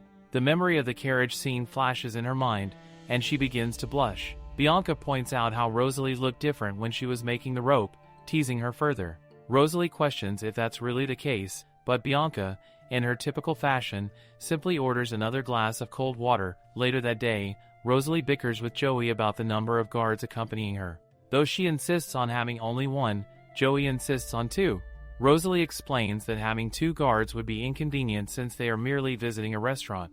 Reluctantly, Joey agrees to let Erdit accompany her. At the restaurant, Rosalie mentions that the confiscated assets from Marquis Wendell turned out to be significant. The funds have been used to improve living standards for their citizens, and with the upcoming profits from the Lifestones, their finances will soon thrive. Erdit, deep in thought, asks if she plans to distribute the goods to Countess Thieve. Rosalie confirms, explaining that with the new funds, they can launch new ventures to further stabilize their finances. Rosalie interrupts Erdit's musings, asking if he would like to lead one of the new ventures. Shocked, Erdit hesitates, wondering if she truly means it. Rosalie reassures him that she has been considering it for a while. She proposes he register it as a personal business first and then request a title from the palace, with the dukedom handling the paperwork. Erdit is taken aback but also flattered. He confirms that she's suggesting he become a bourgeois baron by fulfilling the asset requirements. Rosalie explains that if his business qualifies as personal assets, he could lead an independent life. Though grateful, Erdit declines, expressing his desire to remain with the dukedom. Rosalie, surprised, asks if he is sure about his decision. Erdit reminds her that, despite not participating directly in battles, he has always remained loyal to the family during times of war. Rosalie, impressed, agrees that if this is what he truly wants, they can request the title on his behalf for his contributions as general manager. Erdit thanks her for her kind words, leading Rosalie to ponder his loyalty. She expresses aloud her surprise at his refusal, admitting she didn't expect him to reject such a generous offer. Erdit acknowledges her generosity but explains that he doesn't want to leave the dukedom. More specifically, he doesn't want to leave the person who recognizes his potential. Intrigued, Rosalie presses him for a reason, but Erdit brushes it off, calling it a petty matter. Instead, he asks if they can visit the largest bookstore in the city. Rosalie agrees, noting that they have time and urging him to let her know if he needs anything else. Erdit then asks if she can hire someone to take over his current role, as he doubts he can handle the workload once the new ventures launch. Rosalie allows him to hire whomever he deems fit. Erdit hesitates, then asks if she is so generous simply because he's her employee. Smiling, Rosalie replies that it's partly the reason but also because she sees him as a younger brother. This statement stuns Erdit, leaving him visibly unsettled. He puts the spoon on the table, repeating that, as a brother, Rosalie agrees he is a dependable man. However, he states that he is not particularly fond of the word brother. This makes Rosalie flinch. She quickly tells him she didn't know he disliked the term and assures him she won't use it anymore. At the library, Erdit mentions that he has noticed His Highness hasn't visited the manor recently. Rosalie knows he is right. Erdit notices the sadness visible on her face. Turning to him, she asks if he is planning to buy the book he has been looking at. He flinches, claiming that he will purchase it after finishing his shopping. Whitney tries to assist Erdit with the books he is carrying, but he declines his help. Rosalie also offers to lend a hand, but Erdit remains firm in refusing anyone's assistance. Later, Erdit is seen walking down the corridor, clearly sleep-deprived after dealing with all the paperwork left undone by the previous administrative manager. His tired eyes catch sight of Rosalie, who is training with her sword. He realizes he has never seen her take a break. Calling out to her, Rosalie turns toward him, amused, and asks why he is up so early. Worried, she questions if he didn't sleep well. Erdit explains that he was busy reorganizing the mess left behind by the previous manager. Before he can finish, Rosalie praises his hard work but insists he must ensure he gets enough sleep. She pats his shoulder lightly, causing Erdit's heart to race. Blushing heavily, he quickly changes the subject, apologizing for the dagger that was damaged because of him. Rosalie dismisses his concerns, assuring him that it was just a common dagger and not something he should worry about.